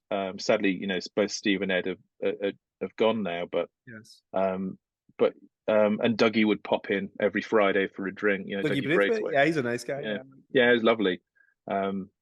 He's up in the north of England now. Is he? Is he living there? Yeah, he moved up the other way. He got married to lovely Sue, and she's from Newcastle, so they moved back up to Newcastle. Sean Phillips did the same, and Duncan Fegredo. They made that rare London to the north move, which means you sell a flat in London and you buy a country estate in the north of England. Yeah, but they all moved when I moved south. So these are the kind of like Sean, lived half an hour from where I grew up.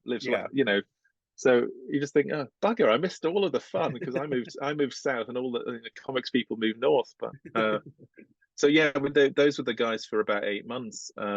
we were just living and working in Marvel UK, and going out. It was my college years, I think. Not an awful lot of work, but a great deal of spliff smoking and drinking. And we always see that British comic scene as our version of Oxbridge, isn't it? Like Oxford or Cambridge. Like that's where we sort of got our crowds.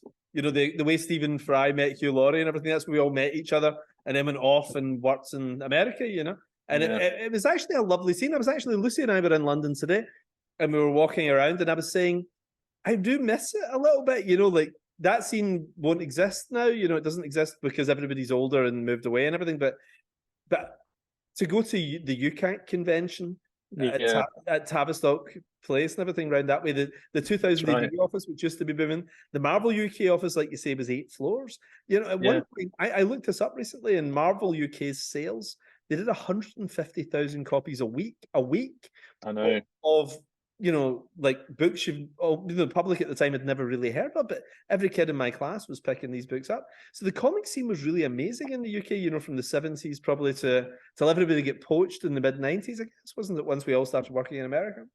But there's also that newsstand element that's just kind of not quite there anymore as well, which is everybody was buying, you know, stuff then was cheap. You know, you rolled it up in your back pocket and rode home on your chopper with it. You know, it was it's not quite the same. It's an expensive collector's market. I mean, if you look at what we paid for comics in the 70s, which was 12p. Yeah. You know, an issue, 15p. You know, I remember DC apologizing having to put up the price to 15 pence. But you know, even adjusted for inflation today, that's only about 80 pence. And the comic is insane, isn't it? Yeah, of course it is. You know, it's you know, you go to the movies for less money than buying some of this stuff, and you know, you know, the graphic novel market we know is increasing, but even then, it's dwarfed by manga. Well, I saw the figures recently, and people, I don't know, it's kind of weird. People are kind of quiet about it, but you know that the American graphic novel market in bookstores, like this is the official figures. I got somebody to look it up for me, and it's like 80% of it is imported Japanese comics. You know, like it's manga. It's not like manga influenced stuff in America. It's like this is stuff that's been made elsewhere coming in. So 80% of it is non-domestic comics. 6% of it is Marvel and DC. 2% of it is all the other indies. I mean, that's insane, isn't it? Like, all the other indies are 2%, and the rest of it is pretty much Dogman. Like Dogman is like nearly Dogman. I know Dogman's about 15%. So like, I mean, I think Dogman's about 11% actually. But I mean, it's weird that Dogman is more than twice the numbers of all the Marvel and DCs put together. In terms of but that's the reality, isn't it? You're you know, the perception because of things like Twitter and fan press and fan reaction. Yeah, you know, it gives you a false image because you know Twitter's a few thousand. You know, if our number of Twitter followers equated to the number of copies of comics we sold, we'd all be millionaires every month. You know, we'd all be selling what Robert Kirkman sold, and he sold those numbers because of a TV show advertising his book.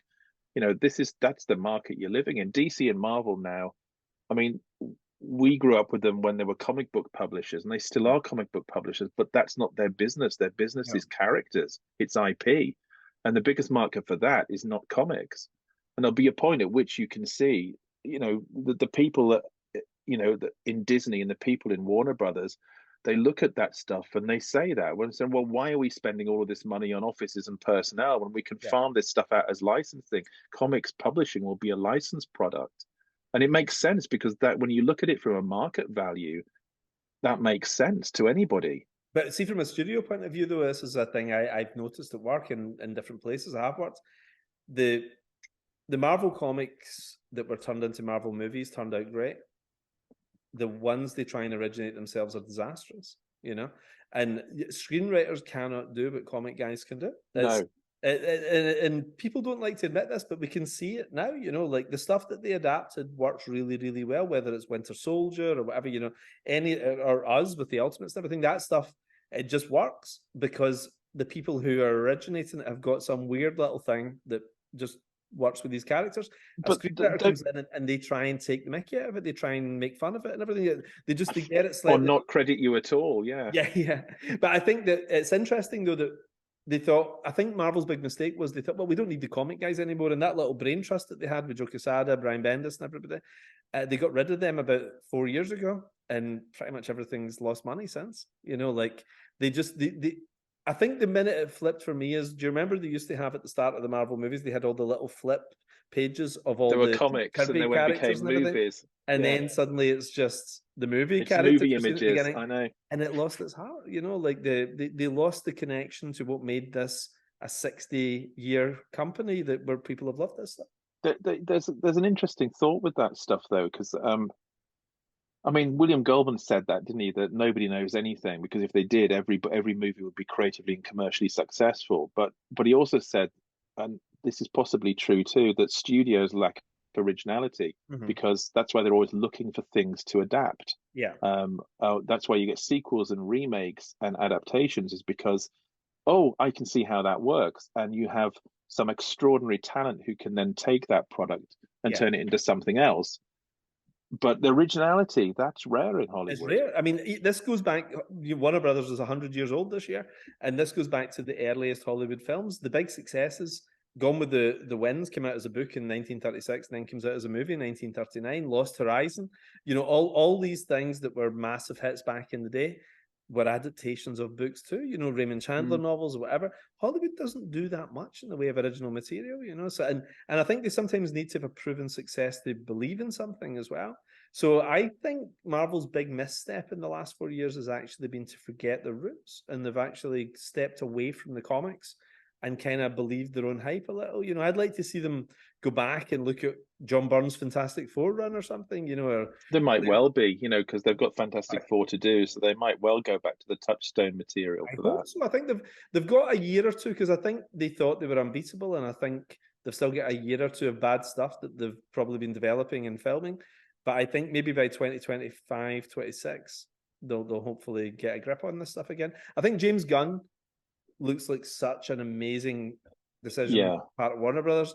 And there's nothing, it's a bit like Marvel and DC Comics. Whenever one company's doing well, a couple of years later, the other company's like, okay, we need to up our game now, and we'll poach the best talent, and you know. I think but the big difference between him and Zack Snyder is Zack Snyder clearly didn't like comics. You know, but where James Gunn put Starro the Conqueror in his first DC movie, he's just like, okay. He's one of us. James is one of us. Well, he is.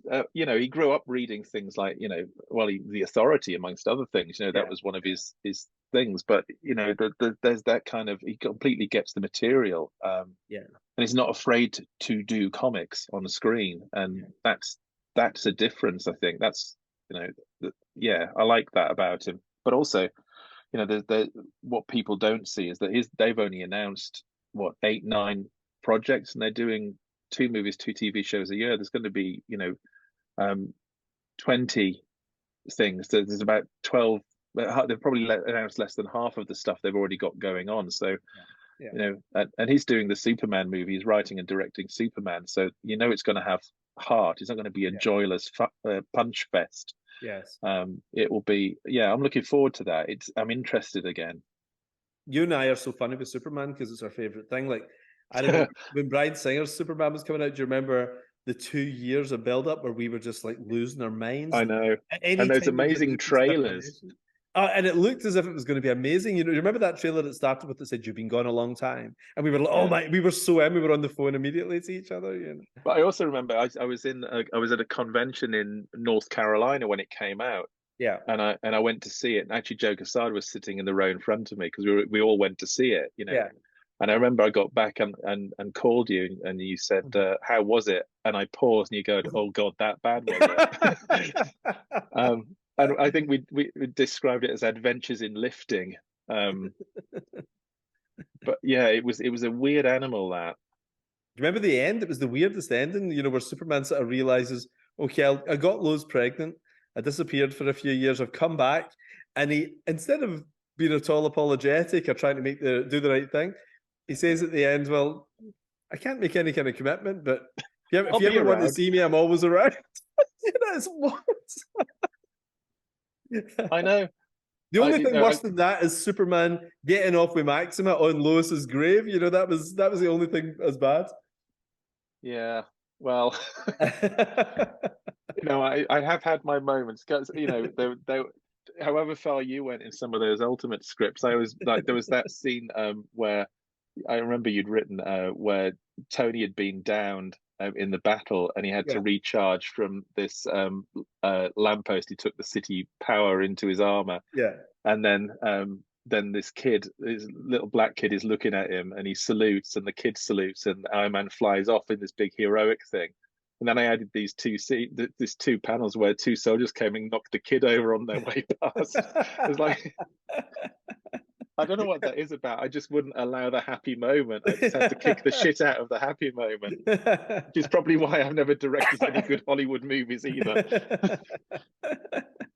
It's funny. I was going to say to you about you were talking about The Authority, like, because for me that's the minute you became Bryan Hitch. It's like that moment, isn't it, when everything crystallized. You'd be doing good work, and even the Stormwatch stuff was great.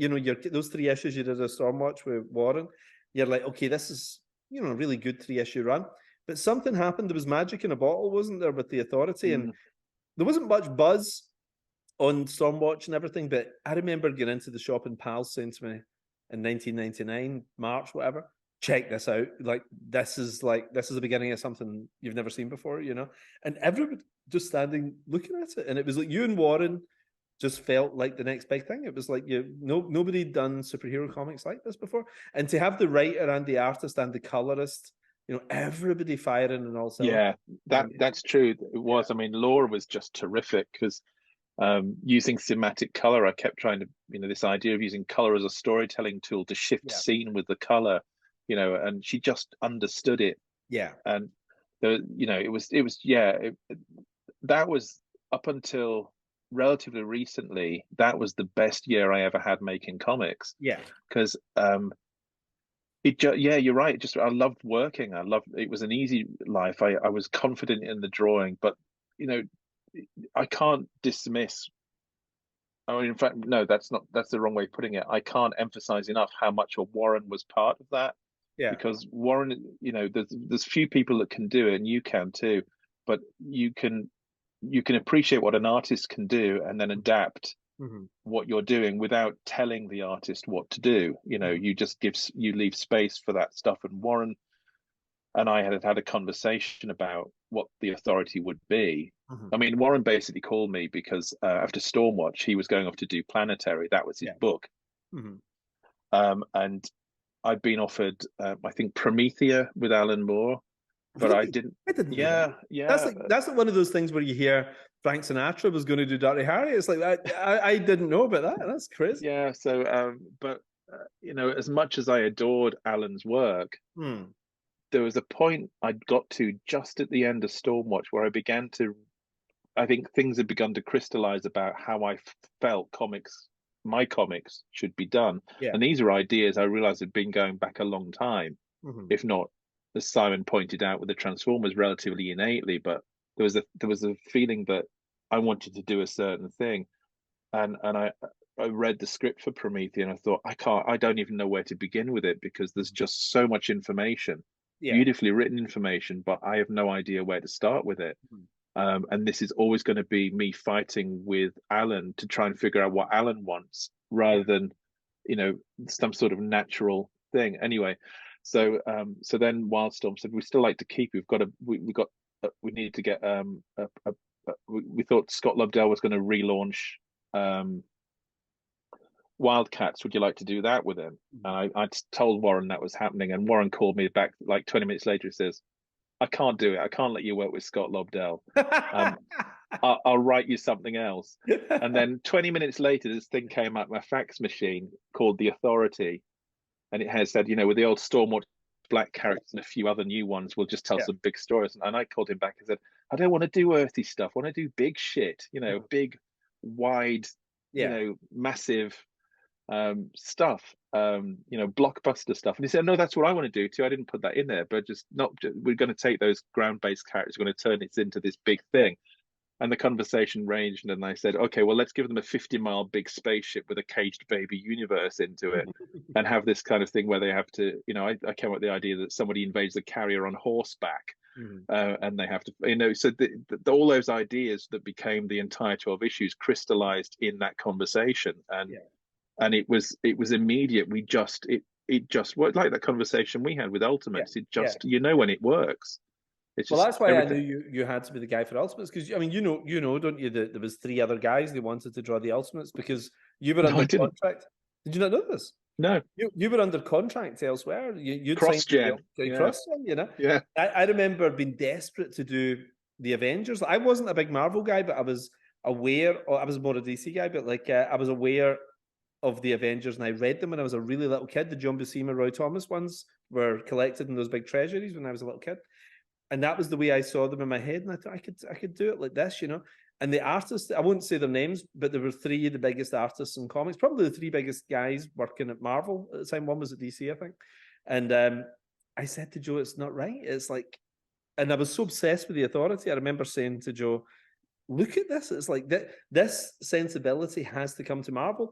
What you've got here is something that Marvel were doing 5 years ago if you use these other artists, but Bryan is like the 21st century version. He's not a 90s guy. He's like a new thing, And Joe, to his eternal credit, I'd got a little bit of capital from Ultimate X-Men launching #1 and everything. And I said, it has to be this guy.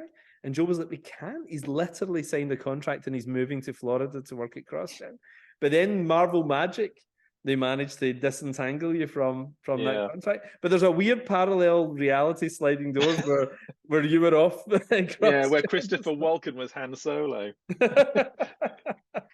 But only you could have done it, and I think they knew it as well, once they looked at the Authority, and Bill saw the stuff as well, Bill James. But whenever your first sketches started coming through, when you obviously redesigned all the characters, and you have to remember, it's a bit like Alex Ross when Alex drew Superman or Spider-Man or whatever in a cinematic style. This is before we really saw them in modern cinema. Yeah, that's true. And you were doing the same thing, but the Marvel characters we'd never really seen in a realistic style before. So Captain America didn't have his little wings and all these things. It'd be very hard to do in live action. You basically provided the template for the Marvel Cinematic Universe with this stuff. Well, I remember when I was trying to figure out what Iron Man would look like, I remember doing sketches because I had, because prior to doing that, actually, when Joe first got me to come over, the first job they actually got me to do was licensing art for the first Spider-Man movie, the Tobey Maguire movie, because there was no images from the movie. I remember how much you get paid per drawing. It was a ton of money. Because I remember you phoned me up immediately and you were, per drawing, what you got was insane. It was brilliant. I know. But that was one of those weird things too, where my comic and movie stuff intersected. Because so I did all these drawings because they hadn't got any images from the movie, because they couldn't figure out, actually, as it turned out, how to make Spider-Man work in the CG stuff, because they were making him swing around like Batman. But I'd done this series of drawings that were then digitally painted for lunchboxes and tablecloths and T-shirts and stuff. It was literally everywhere. It was amazing. Every time I went to one of my kids' friends' birthday parties, I saw my drawings scattered over the tables and the lunchboxes and the T-shirts. It was weird.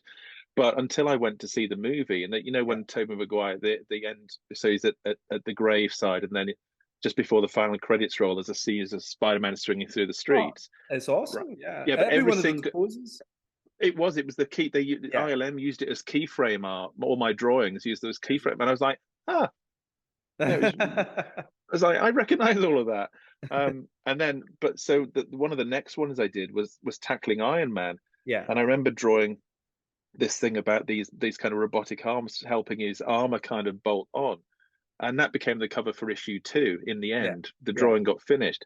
But again, that was in the Avengers movie, the exact that, and in fact, even in the Iron Man movie, because I kind of envy Addy Granoff a little bit, because that Iron Man armor was supposed to be the first generation, like the big bulky 60s one. And I was gradually going to reduce it and make it a little more, still solid, but a little more skin tight.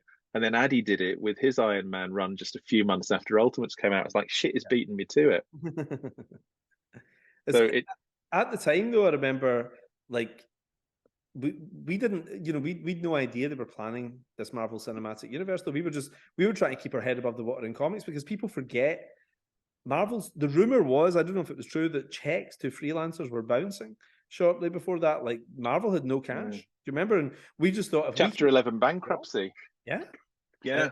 Hard to believe now, but 2000 getting into 2001, 2002, we were just all happy to be working, weren't we? And we never anticipated this stuff was going to get done. But a couple of years later, like, you know, Louis Leterrier, who directed the Hulk, he told me he was the original choice for the Avengers movie. He was. Oh, was he? Yeah.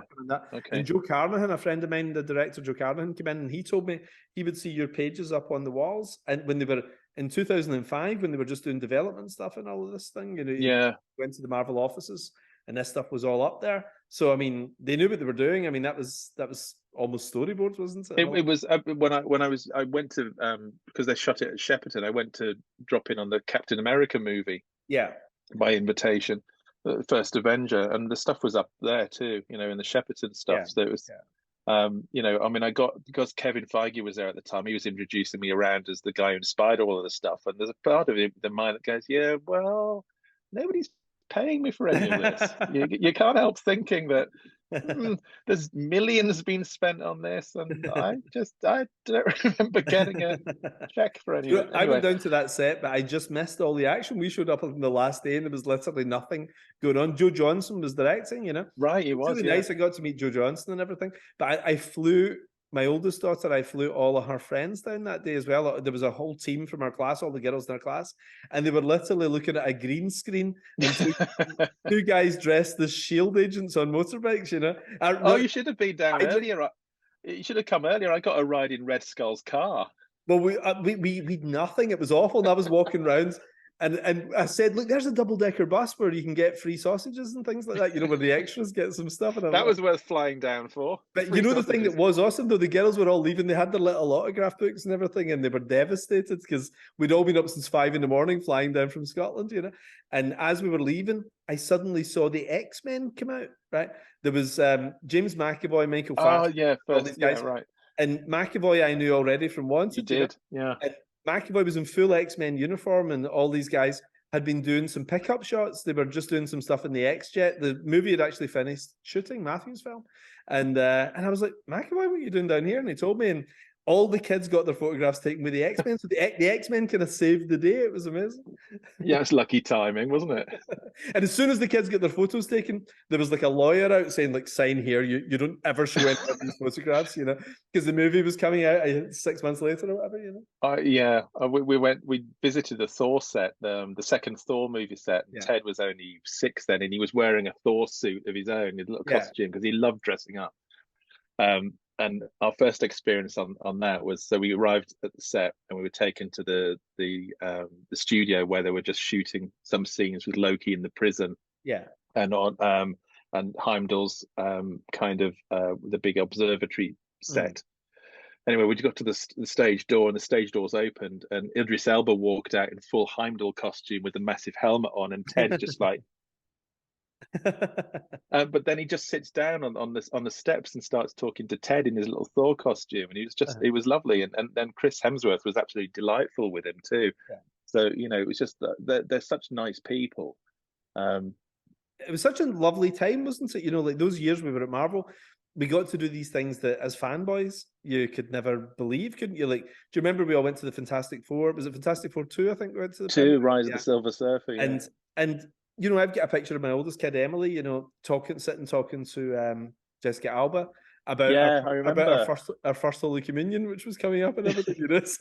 And it's given us these odd little memories, isn't it? You know, those years at Marvel, there was some really fun stuff happened, wasn't there? Yeah, I like that. There's some nice memories from that stuff. I mean, there's still invitations to go to that stuff, but it, you know, the kids just remember when we went to the Avengers premiere that they needed a Wii because they were stuck because it takes like an hour and a half when you've got your seats before the movie starts, and you know, I just like said, do you want to go to this movie premiere? And Ted's like, no, but I just remember needing a Wii at the Avengers. It's just, you know, it's just like you back down to earth and you think, yeah, I'm kind of with you. I'd rather kind of just go to the local cinema and see this stuff and not have to do all that, you know, premiere stuff. It's, you know, I'm just a bit more of a homebody now than I suppose I used to be. But I kind of love that we're in this world that, like you say, you're in Carlisle, nobody Nobody knew who Iron Man was, you know. And we're in this world where suddenly there's millions of people who are obsessed with it.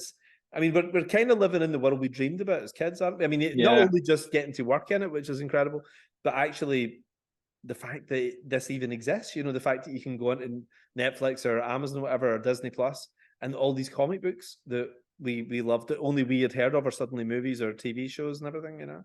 Every show has got a comic book section, you know. I mean, I think with the right, you know, that stuff, Star Wars, Star Trek's on the rise again. You know, there's no going back. I mean, really, when you look at all the people running the best shows on TV and doing the best movies, they're all geeks. They all grew up on this material. You know, it's just that, like us, they've grown up, moved into those industries from, you know, J.J. Abrams and Damon Lindelof and, you know, Jon Favreau and all the other guys that are doing the, you know, Terry Matalas and Alex Kurtzman on Star Trek.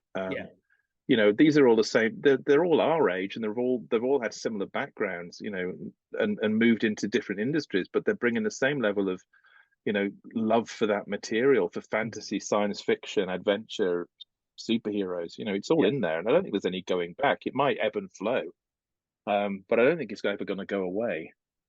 I think that there's something just now about like human characters that's quite interesting again, isn't there? You know, like we've had 23 years of Marvel and DC movies and everything, but seeing something like Yellowstone or Top Gun or something like that, where it's very regular guy heroes and everything, I think that's quite interesting just now. I'm quite enjoying that. You know, like not everything has to have a superpower in it. I agree. Yeah, I agree. You know, that's Paramount's biggest success in Star Trek.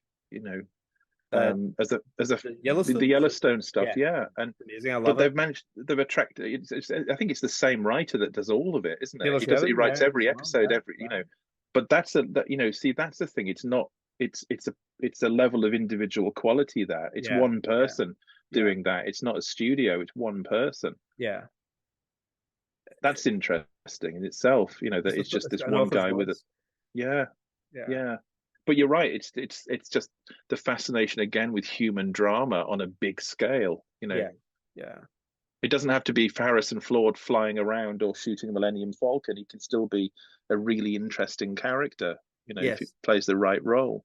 But I find, like, talked to pals about this recently, that what I think made the first 15 years of comic book movies work really well is really brilliant directors and, you know, authorial voices, you know, in a way that it feels a bit cookie cutter just now, doesn't it? The last few years, it's just like the churning the stuff out, as opposed to, you don't have Chris Nolan doing Batman, you don't have Sam Raimi doing Spider-Man, Bryan Singer, Ang Lee, Matthew Vaughn. You know, you get James Gunn and Taika Waititi, but they're the only people who I would really rate as big directors working on this stuff. But then you've got James Mangold coming in to do Swamp Thing. I mean, is that official, by the way? Yeah. Oh, maybe I thought it was, but but that's what I think is. I think they're course correcting, because I think they brought in a lot of cheap directors doing this stuff for the last 5+ years, guys that are easily controlled. But I think James Gunn, because he's a filmmaker, it's a bit like Joe Quesada in charge of Marvel. He brings in the best talent. So I think we're going to see some brilliant people on Swamp Thing and so on. I think this is DC could course correct everything, I think, very well. Yeah, and it doesn't take more than I mean, it's interesting when you look at the DC stuff, isn't it? Because so far, out of all the movies DC have made, Aquaman is the most successful movie. Yes, by far, over $1 billion. Yeah, it's amazing. Yeah. And that's because my kids went to see it several times. So if my kids are doing that, but you know what? It was bananas, and it was fun, and it wasn't heavy. Few people died, and there wasn't grim and gritty shit all over the place. I mean, Man of Steel was utterly joyless, and it just went downhill from there. Yeah. But Aquaman just wasn't. It was just hilariously good fun. Yeah. And that makes it. It was aimed at normies. It was like, if you like Fast and the Furious, you'll probably like Aquaman. It's not. Or like Star Wars, you know, because it was Star Wars underwater, you know. So I loved it. You know, the that sense of escalation that it had was amazing. Like, I was already in, and then when they went to the Marianas Trench and all that stuff, I was, this is great. And then the big confrontation with his brother. It was just a classical structure. It was. I think James Wan's great. I really like James. And it had a crab playing drums. I mean.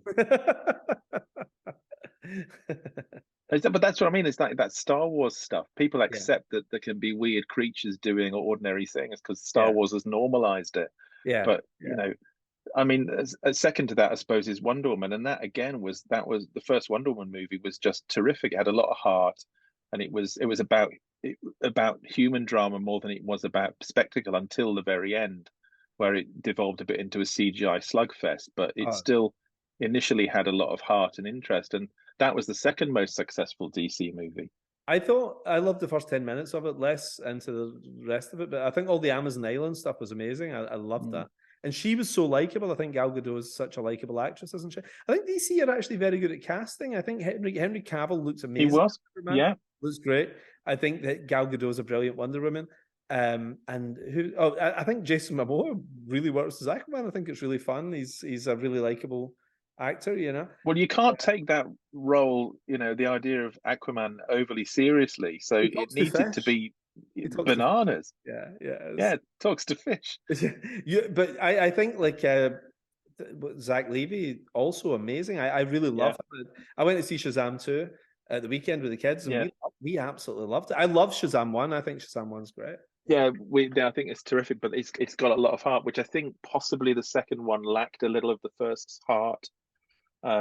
Because it wasn't really Billy's journey in the same way that you get. That first one had the benefit of it being Billy's journey from abandonment to acceptance in a lot of ways, and that gives you a real grounding for it, and it's lovely, and they hit the emotional core on that really well. Mind you, I mean, my kids really enjoyed it, but Jo, who was with us, we got to the end, and she said, "Is that it?" And then Ted said, "No, there's a mid-credits scene." And she said, "Is it going to be an apology?" That's brutal. You know what's funny though? I think the second movie in any movie franchise quite often is the antithesis of the hero. So you have General Zod versus Superman. You have the Joker versus Batman and everything. So you set everybody up in the first one, then the second one should be him fighting his arch nemesis, Black Adam. And Black Adam it's insane that wasn't the second movie, really. And the Black Adam movie, I think, was like one of those films they made before they figured out how to make superhero movies. Like the Shaq doing Steel. Like, it felt, I was like, what the hell am I watching here? I know. It's a shame because it really wasted the potential for the Justice Society characters. Because I mean, I thought Pierce Brosnan just was lovely in that. But then he's great in anything, I love Brosnan. Nice. But yeah, you're right. We saw that actually. We were out in New York when it came out. We saw that and we're like, okay, that was not good. Well, which is a shame. My middle daughter, who's really into DC, like classic DC, I didn't want to ruin the experience for her, and she didn't want to ruin the experience for me. So we both lied. The two of us just went to it together, just the two of us. And like, she was like, "Dad, I think that was 10 out of 10." And I was like, "I think it was 11 out of 10." So we both never admitted to each other that we both hated it. I think, So. Oh, yeah. Well, yeah. I think that was apparently egos. But that's a lot of it's a shame really because there's you're right. Actually, that's what was missing from Shazam 2 was Black Adam. The sense of escalation has to come with the second one. Empire Strikes Back, the baddie has to be scarier than the previous movie, and that wasn't there. Listen, I was going to say about your writing as well, because it's funny because when we were growing up, there was a real wave of artist writing. There was Howard Chaykin, Jim Starlin, John Byrne. Like everybody was a writer artist. All the really great guys were. Frank Miller, obviously the king. But usually there's a division of labor in comics, isn't there? Normally it's for speed, I guess, to get it out monthly. You've got a writer, an artist, a colorist, where historically 100 years ago it would be one person doing everything. How do you feel about writing just now? Because do you feel it's something you kind of got out your system, or it's something you're still excited by, or what? I think writing helped me stop being a frustrated writer as an artist, where I was trying to control the narrative, instead of enabling the narrative, if that makes sense. Because what readers don't really understand is when you're writing the script, you're telling the story to the artist, not to the readers, and the artist then tells that story vision to the readers. Whereas as a frustrated writer, because I got into comics to write and draw comics, I wanted to write. I always wanted to write. Richard Starkins, who was my first editor, just said, you're going to have to pick one. Pick one. You know, but I'd pick the drawing because that's what's most obvious. You can do that. And so I did that, but there was always that element of frustrated writer, and actually doing it, and to a large degree, from my perspective, failing at it was quite liberating in terms of how I approach my drawing. But it hasn't stopped me wanting to tell stories and write stories, and I've been doing that, just not ready for publication yet. You know, that I want to get back to that. And actually, you know, Marvel have been great. Marvel, I'm coming to the end of my current commitments at Marvel, and CB is like, you can do absolutely anything you want. You can write, you can draw, you can write and draw, just whatever you want to do. And I actually don't know what I want to do at the moment, to be honest. I've got a couple of months of work left ahead of me, so I've got to have some time to think about it. But when you're given a binary choice, like, do you want to draw this project, yes or no, or write this project, yes or no? It's a binary choice. Being given unlimited choice, it's hard to figure out what you want to do. But there's certainly, yes, I want to get back to writing and drawing, but I don't want to necessarily write for other people. I just want to write my own stories. But I'm happy to draw for other people. But I think if I'm going to write, I want to draw it, because that's where the narrative works for me. Do you see yourself as one or the other? Or is it an organic thing for you? It's both? No, because I don't necessarily like drawing for the sake of drawing. I mean, covers I enjoy well enough. They're fun. And to be honest, there's a commercial element in that. They pay better than interior pages, and you always sell the original artwork. It's a good day's earnings to draw a cover, and they're quite good fun on their own. Yeah. But narrative is where my interest lies, but it's not necessarily in the drawing of the pictures. The really fun bit is turning that typewritten plot or script into images. That's where the fun bit is. It's like coming up with the idea for a tune. Yeah. It's everything else is work. It's always that way, isn't it? Even if you've got an idea for a story, the idea isn't the story. The story happens because you sit down and you figure it out. It's work. Was it harder than you expected? Because I think a lot of artists I know, because the concept of a story is different from the execution of a story, you know? And it's the same as drawing. Like, I can draw, and I could probably draw well enough to get in print, you know, on some level, you know, one of the crappy books, I'd probably be at that. But you have spent, you know, 37 years perfecting your craft. And like, you know, writing wise, you've only got a handful of years of doing that, really, you know? So do you appreciate it? Do you think now this is harder than I expected? Or because I went about it the wrong way. My assumption was, because I could take somebody's very loose plot and turn it into a comic. My assumption was, if I gave myself a few loose guidelines, that I could then turn that into a comic. And what I hadn't really done was work out really what the guidelines had to be properly. I'd had some great ideas, written some great outlines, but ultimately when it came down to it, I hadn't properly done the work to figure out what needed to be there and why, you know, and really control that narrative, how the reader gets the information, all that stuff, but also find an emotional heart in the story and all. You know, it's not just a sequence of events, a story, you know. You know, that's what the Amazon Lord of the Rings things was. It was a beautifully shot series of events. It wasn't a story. And that's what I did. I did on Justice League. I drew and wrote a really great sequence of events, but and some terrific ideas, but none of them were good stories, because they needed. I mean, part of that was the schedule, because there was never enough time to do more than one pass at any issue. And there was never enough time to write a full outline to get editorial approval. So everybody's assumption was that I could do it. And ultimately it turned out that I couldn't. I didn't have the experience to pull off that level of work at that kind of degree of quality. But you were also going into a $250 million movie. You know, you know, where you should start off doing EastEnders or you know, Mexican soaps or something like that. You should start low budget, shouldn't you? And then build. I mean, I certainly learned how not to do it over that period of time, and it took me a long time to kind of lick my wounds and, you know, Yeah. You know, put salve on my bruises, because I realized that, you know, I knew I was fucking it up, and I knew I'd fucked it up. And that's partly not just the quality of the work, but I fucked up an opportunity, and that always hurts more, you know. There's always another opportunity. I know there is, Yeah. but that was a big one, and it was where I wanted to be. It was exactly what I wanted the opportunity to be, you know, and I screwed it up. And I know why I did it, and I know how I did it. Yeah. And it really, it was an education in a lot of ways, but also liberating too, because it certainly, when I went back to quote unquote just drawing, I went back an awful lot lighter.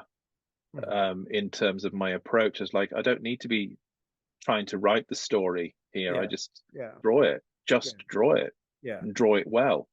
And that was a whole layer of extra pressure I'd been putting on myself all this time that I didn't have. Do you think artists sometimes undervalue drawing? Artists undervalue drawing?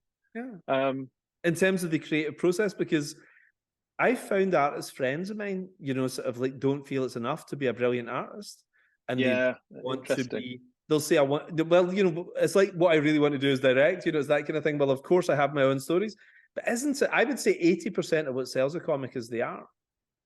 And I'm wondering, well, that's people like Olivier and Stuart, and others too. I'm just naming those two, but that doesn't mean I'm leaving out, and I am leaving out a lot of people. Yeah. But you know, Stuart is great because he just wants to draw a great page every day and get it right, and he's as dissatisfied at the end of each day probably as I am, and he knows why, and he doesn't ever see how great what he's done is, but his focus is on being just a really good illustrator, which is why he's such a chameleon, because he can change, because he's in such control of his ability and his style, that he can change whatever he wants to be, change the accent of the work. And you know, I've never been able to do that. I've never had that level of control until recently of my own drawing. It's always been, for me, feeling like I'm fixing the wheels on a moving car every time I was drawing a page, and the page was running away from me, and it was always a bit of stress and panic. I think the difference with you and Stuart, though, is I had lunch with a musician recently who was really big in the 70s, right? He was a really big musician in the 70s. And he said to me that to sustain a musical career, you need to do a follow-up that's almost exactly like your previous thing, but a little different, you know? And if you deviate too far from it, he said, if you have a massive hit, which he had, he says, he then analyzed all the hits from the previous decade and then the follow-ups that worked. And he said the secret was to do something that was almost exactly the same. And I think what Stuart doesn't do, weirdly, is that Stuart will do something completely different. He'll have a whole new style when he goes and does Next Wave or something like that, you know? But Jim Lee and everybody, you know, it's like, you know what to expect. Alex Ross, you know what to expect. There's a certain look, you know. So well, I've been drawing the same stuff for 20 years, so you know.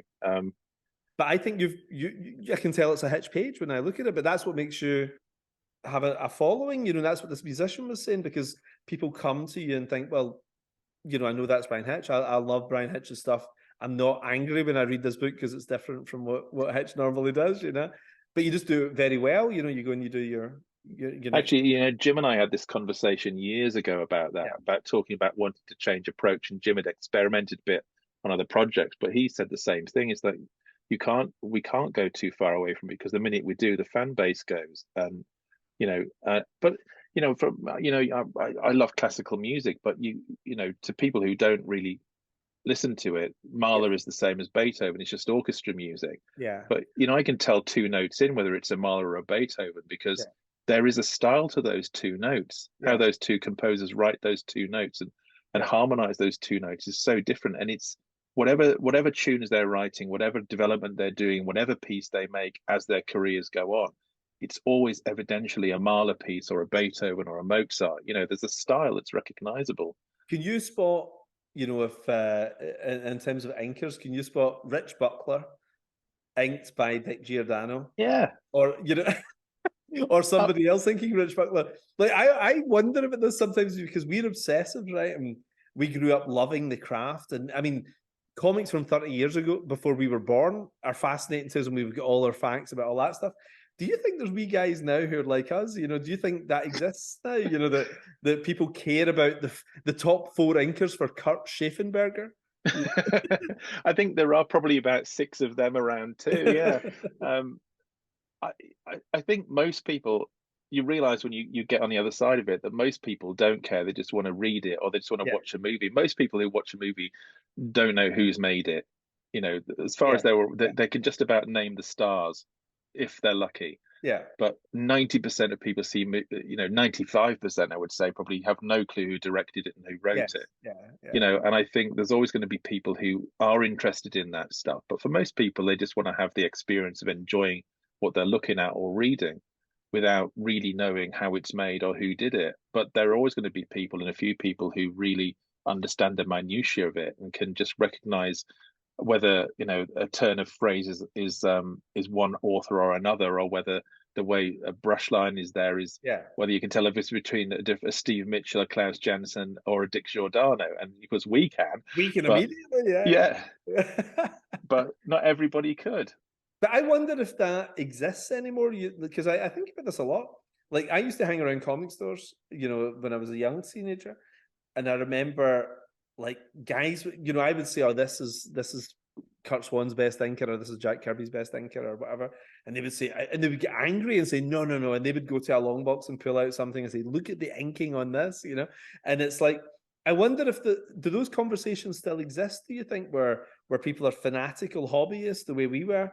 Or do you think people are more casual now about the stuff and they just enjoy the brands? They just go in and they pick up Marvel Comics? Because there's no comics journal with 25-page interviews with a great artist. You don't now. The websites are 9 things you love about Thanos and 6 things you hate.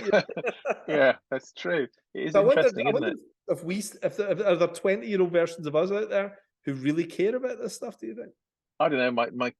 My various kids and I sit and talk about, like, this scene in Star Wars or Star Trek, or about this particular week, like this episode of Picard this week, or this week's episode of Mandalorian, and we talk about that creature that came up, or did you see that little detail in that, and how they, and so that there's certainly kind of in my family an aspect of that. But then I suppose I've raised a few geeks, and that's terrific, and they're really cool because of it. But I think there's probably still an element of fandom that does that, but I do think this is genuine. I think the artist is genuinely diminished in terms of public appreciation of what they bring, because there is still very much an assumption that we just draw what we're being told to draw by the writer. I mean, Mitch Gerard's, we talked to him about this on Twitter, and his response to that was just the best ever, which was, he read a review which said Tom King writes really great facial expressions. That's brilliant. And that's a comic book review on a reputable website, and you think that's what you're dealing with. That's so you're always on these quote unquote reviews. You get paragraph on paragraph about story, and what and then and this guy drew it. And it was nice, all good, And if they do talk about it, I've noticed they clearly have no idea who brings what to any element of the art between pencil or ink, colorist. No clue. And you can always tell when you know what you're talking about. You can tell when somebody doesn't. And that sort of made me give up on even looking for any sense of approval, because it doesn't matter, because nobody's really paying that attention. Well, Frank Whiteley, I'm going to do on Sunday night. And obviously he and I are great friends. We've known each other for 30 years. And he's got an amazing thing. Like, I remember when he started on X-Men 22 years ago, whatever that was. And his style, okay, everybody loves Frank Whiteley, right? He's regarded as one of the greatest in the world. But weirdly, when he started on X-Men, it was so different from the house style of X-Men, which was the Jim Lee style for the 90s. He was the next thing afterwards, when he came in and did new X-Men, that a lot of people, for the first few issues, were like, "Oh, we don't like the look, the characters are ugly," and all the stuff, all the complaints. And I said to him, "Are you all right, Bevan?" I phoned him up because I saw all this stuff online, and I said, "Are you all right? I hope you're okay." And he said to me, "Of course I'm fine." And I was like, "Are you offended by the comments?" And he said, "No." And he seemed genuinely confused. And I said, but there's a lot of me guys saying they don't like the art. And he said, but they clearly don't know as much about art as I do. So, like, why would I be upset at somebody criticizing me who knows less about art than I do? And it was such an amazing. I mean, I wish every creator was like that. It's absolutely God. I remember Howard Chaykin and I talking about this at the convention about the extraordinary. We talked about like Joe Kubert's attitude to his work and how positive that was, and how we wished we had the kind of confidence that Neil Adams had, because imagine what we feel we were able and we were talented, but imagine what you could do if you had, like Neil had, both talent and such supreme confidence in his abilities that he didn't give a shit what people thought, because he knew better than everybody else. And you think, God, what I could have done with that in my 20s. I love stories like that, because it just makes me, apart from making me wish I'd had this attitude 25 years ago, but I kind of agree with it. At the end of the day, it's what I said to you earlier. It's like the only people I'm happy about pleasing are me and the people I'm working with. Because at the end of the day, that's my little tribe. You can't do it for the fans, because you can't give them what they think they want anyway. That never works. You get Zack Snyder's Justice League if you do that. I had a moment when I was about 29, weirdly, when I took on Authority, where I suddenly, it clicked for me. And what I did was I stopped trying to do things that would please other people and just did something that I would read myself. And I know it sounds so, it's like some kind of self-help book or something, but it actually really works. And I was like, I'm not going to chase what I think is the next trend or anything. It's like, what book would I like to, what would I pay a few dollars to read? And it changes your whole approach, doesn't it? And I just thought about me. I didn't think about anybody else. Yeah, I think that makes a difference. So I spent a long time thinking about how stuff was going to be perceived and not really how I thought it should be done. I think that was a contributing factor to the many missteps I made between 2000 and 2017. So I love, only you would describe the biggest books of the last 20 years as missteps. That's hilarious. That's like Jim Cameron, saying, well, obviously I completely messed up with Titanic and Avatar and Avatar 2. I'm appreciative of this. I mean, it gave me, a hell of a boost, and and I can appreciate the relative success of the book, but I still see that as a personal failure. We'll have to agree to disagree, But it's funny. Tell me your heroes right before we wrap up, like, because you and I, we've probably got a slightly different set of heroes from everybody else because we grew up with different stuff from a lot of the Americans, But like, who are? I mean, I'm talking, if you want to talk 1930s heroes, 1960s heroes, the 80s ones.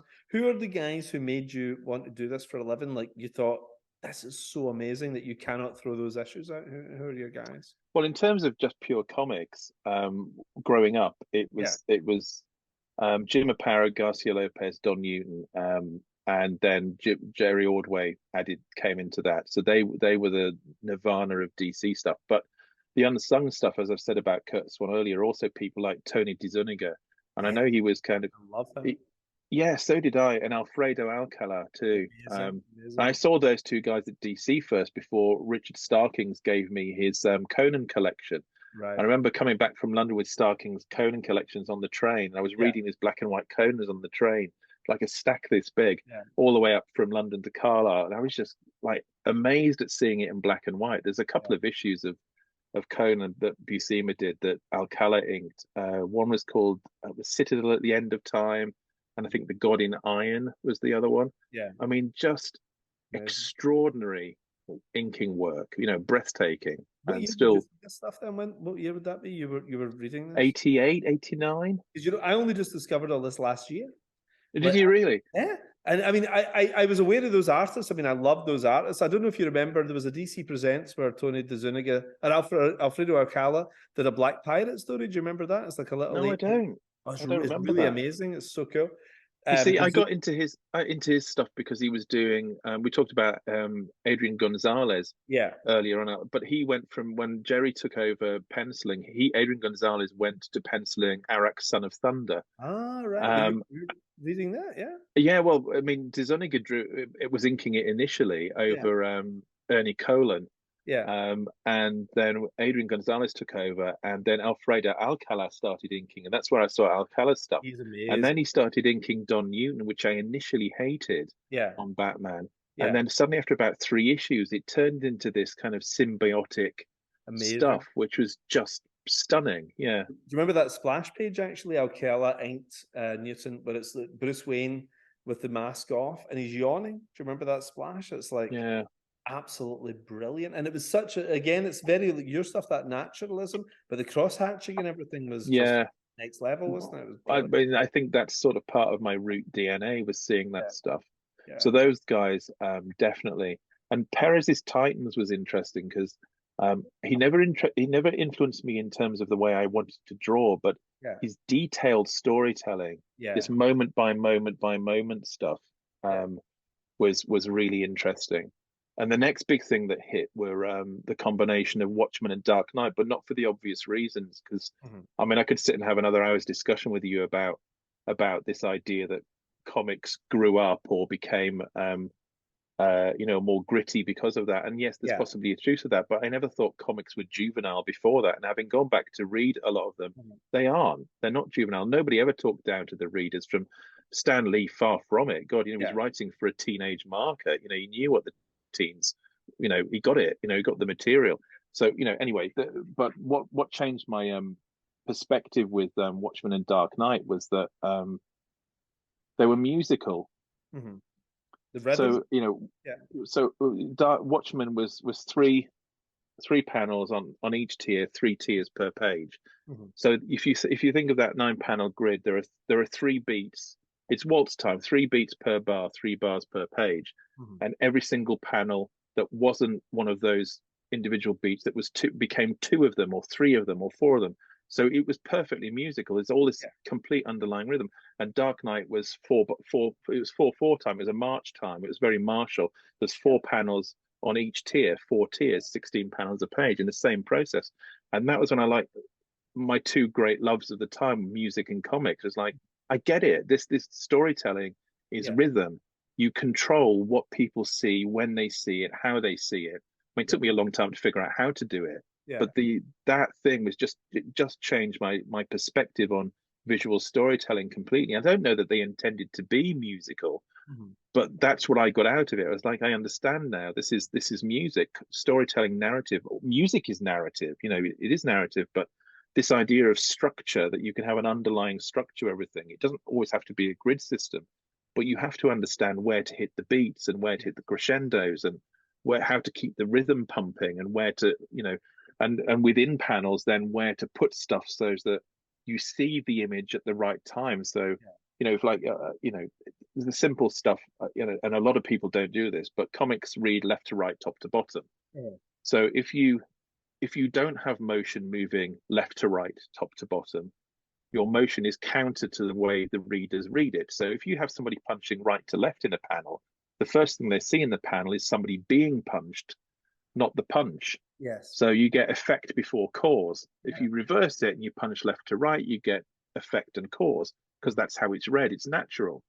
But also, if you have a page-wide panel, you could have somebody on the far right of the panel and a word balloon to their right, a small word balloon, but then you get this space before you encounter the image.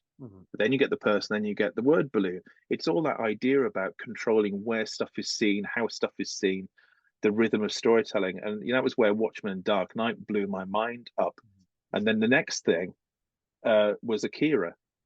I was working for Marvel US, so it was like the 80, 88, 89. And I started getting their freebie bundles, and it was the epic reprints of Akira. And that took that storytelling even further, where they broke down the motion of a bullet leaving a gun into 5 panels and so on. But the way the motion was controlled and the way you saw the information, the way you read the information, again, it was different from Watchmen and Dark Knight, but it was this extraordinarily controlled visual narrative, and it just that was where my idea, this decompression thing came from. It's like, could you combine those two ideas? Yeah. All those three ideas: Western comic book visuals, the manga narrative, because it wasn't the big eyes and the big feet for me; it was the narrative. Yeah, that's the most interesting part. Yeah, and the thing with that controlled rhythmical pulse of the visual storytelling, it was that if I had to throw away every comic that ever influenced me, the things I'd keep most, I suppose, would be, and I don't mean this with but Kurt Swan comics, Watchmen and Dark Knight and Akira. And as much as I love the Garcia Lopez stuff, because I learned more about how to draw figures, and how figures should be drawn, and that kind of stuff than I can possibly ever express.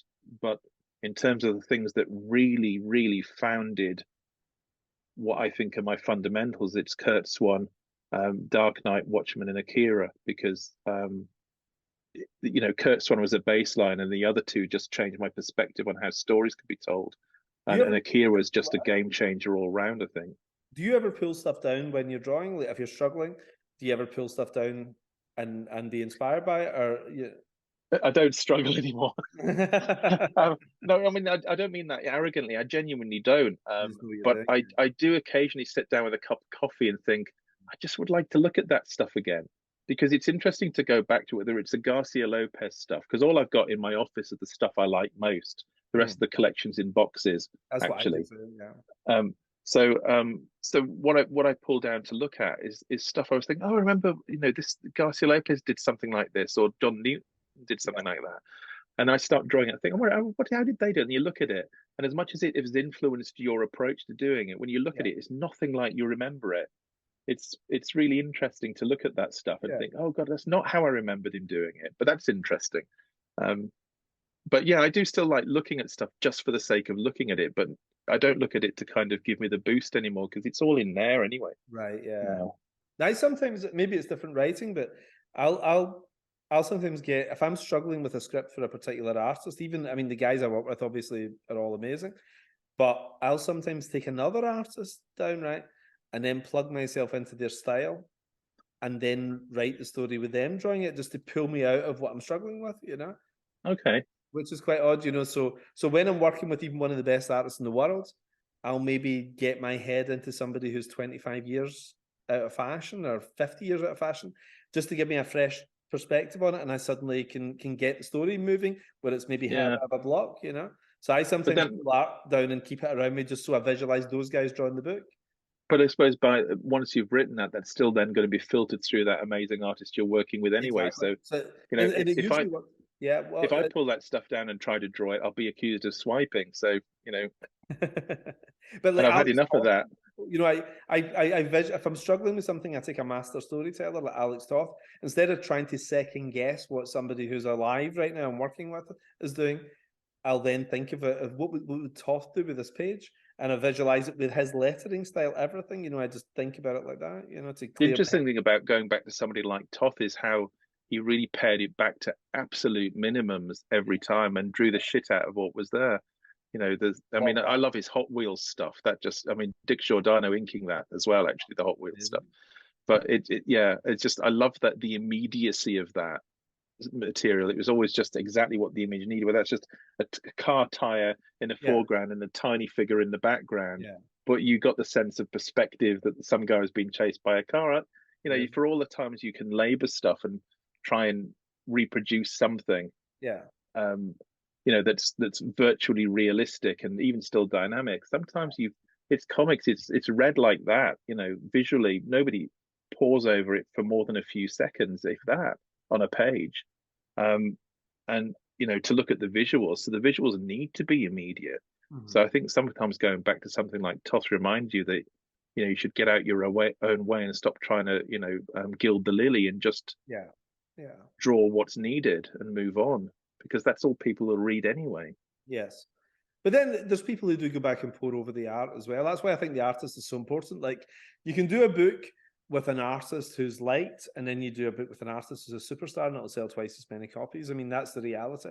The artist is, writers don't admit this, but artists are 80% of it. You know, like I said, you know, I've bought so many books just for the art, and I've seen so many bad artists, you know, ruin a great story, but a great artist can take a garbage story and make it worth keeping on your bookshelf, doesn't it? Well, I didn't manage to do that when I was writing Justice League, so I'll disagree with you on that one. So listen, before we go, I know your secret stuff that you're doing. Are you allowed to talk about, you know, the project you've sent me a few pages on? Are you allowed to? Is that public knowledge yet? You know, Ultimate Invasion. Yeah, oh, no, that's the other one. well, the Superman one. Oh, is that public? Well, I've told DC haven't, but I have. So oh, right, whatever. Cool. You know, I mean, I cannot wait for that. Is it public? Who's writing it now? Yeah, Mark Waid, me drawing, Kevin Nolan inking. I've talked about that on Twitter often enough. I've even put pages up. You know, DC. Have you got Nolan inks in on this? Yeah. Can you send me some of them up? I want to see that. I thought I'd sent you those, but yeah, I have. Just get the pencils. You know, oh, okay. Yeah, he's inked issue 1, and he's just starting issue 2. So, I mean, that's the book I cannot wait for. I mean, Mark Waid gets Superman more than any living writer. I think he's a really, really great Superman writer. Kingdom Come is one of the greatest Superman stories ever. Like, he's at Elliot Mag and Carrie Bates level, you know, like he just... I agree, yeah. So I cannot wait for that. That's going to be brilliant. When's that coming out? Have you got a date for it now? I don't think so, because Mark got distracted by a load of DC projects, and then I did 16 issues of Venom, and started the Ultimate Invasion thing. I'm going to be done with the Ultimate Invasion in a few weeks, about 5 weeks, I think, 6 weeks. And then I'm going to finish the Superman stuff up. So I'm hoping we'll get it out, I think, probably autumn this year, but don't hold me to that. But I suspect that by the time Kevin's inked issue 2, DC will probably start looking to publish the first couple of issues in autumn, realistically. And Ultimate Invasion, when's that all happening? June, that comes out. That's 4 issues, but they're massive. So issue 1 and 4 are 40 pages, and issues 2 and 3 are 30 pages. So they're big issues. But what pulled you back? What pulled you back to the Ultimate line? I don't know. Really, it was a mixture of things. It was the realization, I suppose, that I would probably always want to do another Authority story. You know, and I actually love drawing those characters a lot. And I'd always had a really bad taste in my mouth about my own shortcomings on Ultimates. And most of that was about scheduling and you know, the struggles I went through just to be able to draw. And so there was a lot of personal negativity for me about Ultimates. Nothing to do with the quality of the book. It was just, you know, my own memories of the times and that. So when it was offered as a project, my initial reaction was to not want to do it. And then I kind of started thinking about it, and it was significantly different enough that it wasn't going to be an attempt to repeat what we did. Yeah. Anyway, it wasn't. It was. It's something. It's very much its own thing. And I, you know, and I because I started thinking about it, I thought, well, I can't really go back and do what I did, because what we did that time was sort of literally reinvent the wheel. And it was, you know, then copied by the Marvel movies initially. And then those movies have gone on to influence comics, and then, you know, there's 2 decades since I had that level of kind of you know, gung-ho creativity. So I knew I couldn't reproduce that, and I knew I could do a good job. So I started thinking, well, you know, if there's no pressure on it, maybe it'll be a fun project to do. And Jonathan Hickman was writing, and Jonathan's a great writer, so I'd never worked with him, so that was an attraction. And partly, honestly, it was because I thought I wanted to see if I could do it without freezing up and having all the problems I had last time. And whether I really had kind of turned that corner and got my shit together and been able to kind of produce stuff. And it's a little slower going than Venom because it's a team book. In fact, you know, in issue 2, there are 3 double-page spreads, each of which have more than 40 characters on them. So this is like me again. This is great. I know. Like, no, Jonathan doesn't write, "This is the best panel in the history of comics." You know, please draw me the greatest double-page spread ever in the history of comics. You know, every one of my scripts has got that twice. I know. We've got a self-help group. We've all compared notes. So there was a lot of factors that went into kind of like tentatively being interested in doing it, and you know, in the end, it's a fun 4-issue miniseries. It's not a 2-year commitment, and you know, it is what it is. And I, you know, I think there's some. I'd love to show you some, but I think I'm a bit restricted in what I can hold up to the camera. But hang on a minute. I don't know if you can see. Hang on. Can you see that? Oh yeah! Wow, that looks amazing. Well, it's just what I mean. It's like 40 odd characters having a fight. You know, just like. You know, I love seeing paper as well because everybody's drawn digitally, and I Can't do it. collect original art. You know, so like it breaks my heart when I see Frank Whiteley and all that going digital. You know, I can't do it. I just love, especially when I draw covers because I ink my own covers. I just love the feeling of the paper and the pens and the brushes. It's very tactile for me, and I've never been able to get a handle with the screen stuff. And to be honest, there's a practical element too because I have a very good, you know, second career in selling my original artwork, and it makes me. You still with the same yeah, you're. You know, I bought one of your pages recently. Did you? Which one? Yeah, I built an art gallery in our house in Scotland. You know, and like it's there's a page from everything I've ever worked on in there, and then there's another section which is like just people I love. And in the section that I worked on, I thought I realized you'd never sent me a free Ultimates page. Everybody else had sent me a free page, and so I went to your dealer and I picked up a page from issue 3. You know, the Captain America meeting George Bush page. I picked up. Oh, really? Yeah, I got that. Oh, how much did you pay for that? I think about $3,000 or something like that. You know, oh yeah, that's probably more than I would have charged you. But you know, there's some good stuff in there. You know, my absolute prize possession, which I've actually got, we're getting our place done up just now, so it's not up on the wall. Is Bob Oxner, Superman flying past the Statue of Liberty with a little boy on his back. Loved Oxner stuff. I love He's like See, when I first started reading, when I got that first Superman annual as a kid. And it was Kurt Swan. It was Bob Oxner inking Kurt Swan. He didn't do many issues. I love them but together. that set. But I was talking to Kevin Nolan about this because he likewise adores Bob Oxner. But that thick and thin approach to massive brush lines, thin pencil lines, that has kind of been at the root of how I think inking has to look since those Bob Oxner days. Because I just loved it. I copied it.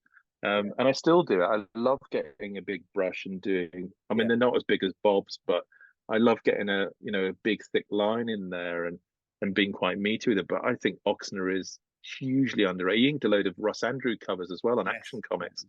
And you know, again, just it's like Dick Giordano because he's a penciler. He's a guy who can draw. He brings a huge amount to the game when he inks it too.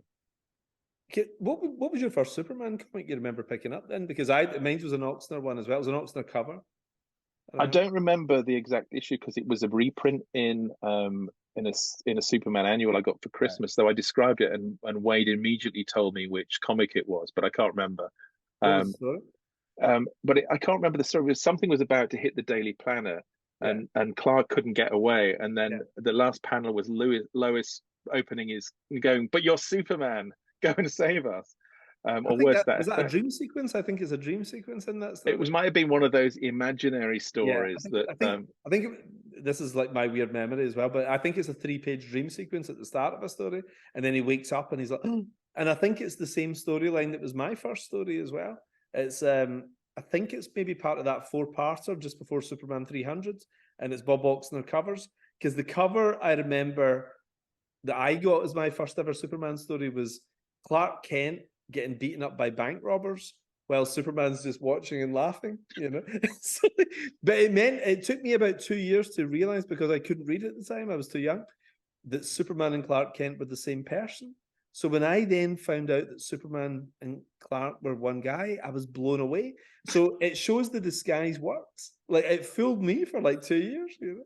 Yeah, but that's because everybody drew everybody to look the same. You know, they just had different coloured hair and different, clothes on. And all the women, there's like stock faces. Everybody drew the same faces. It took me ages to realise that. And I remember it was Alan Davis was talking about this and talking about how he tried to make face is individual rather than necessarily so changing the bone structure or the length or the width. And and that always stayed with me too, the idea of trying not to draw, because if you look at Kurt Swan stuff, as good as it is, if you look at it in black and white, everybody could be Superman, because they just have different colored hair or something. It's true. A mugger, an alien. They all look like Superman. Yeah, that's right. Yeah. Except Perry White had slight jowls. That was the only difference, wasn't it? Yeah. Yeah, unless he smoked one of those weird cigars, in which case, then he could turn into anything. Well, listen, brilliant catching up, Brian. Absolutely amazing. Well, I was saying what I love about doing these is comics doesn't really have an oral history. It's weird because we've been so superseded by cinema, and there's almost nowhere to go where you hear all of us just talking about what we've done, But I knew this was going to be a good one. It's an absolute beaut. Doing Vin next as well, that'll be good. That's a couple of crackers. And then Mark Silvestri got Mark Silvestri booked, Oh, that would be nice. Yeah, I knew this would be a good one, because we could talk for. I remember our first phone call was 5 hours. Yeah, well, this is 2.5. This is the readers are getting off lightly with this one. I know. If they stayed longer, we'd both be pissed. Listen, great seeing you, Brian, and all the best. Likewise. My bed. All right. I'll talk to you soon. All right. Cheers, man. Bye. Bye. Thanks again for listening, folks. I'll catch you next time. In the meantime, don't forget, on sale this month, we've got The Ambassadors issue 1 and 2, Nemesis Reloaded issue 3, The Magic Order issue 3, and Nightclub issue 4 for only $1.99. I'll catch you later.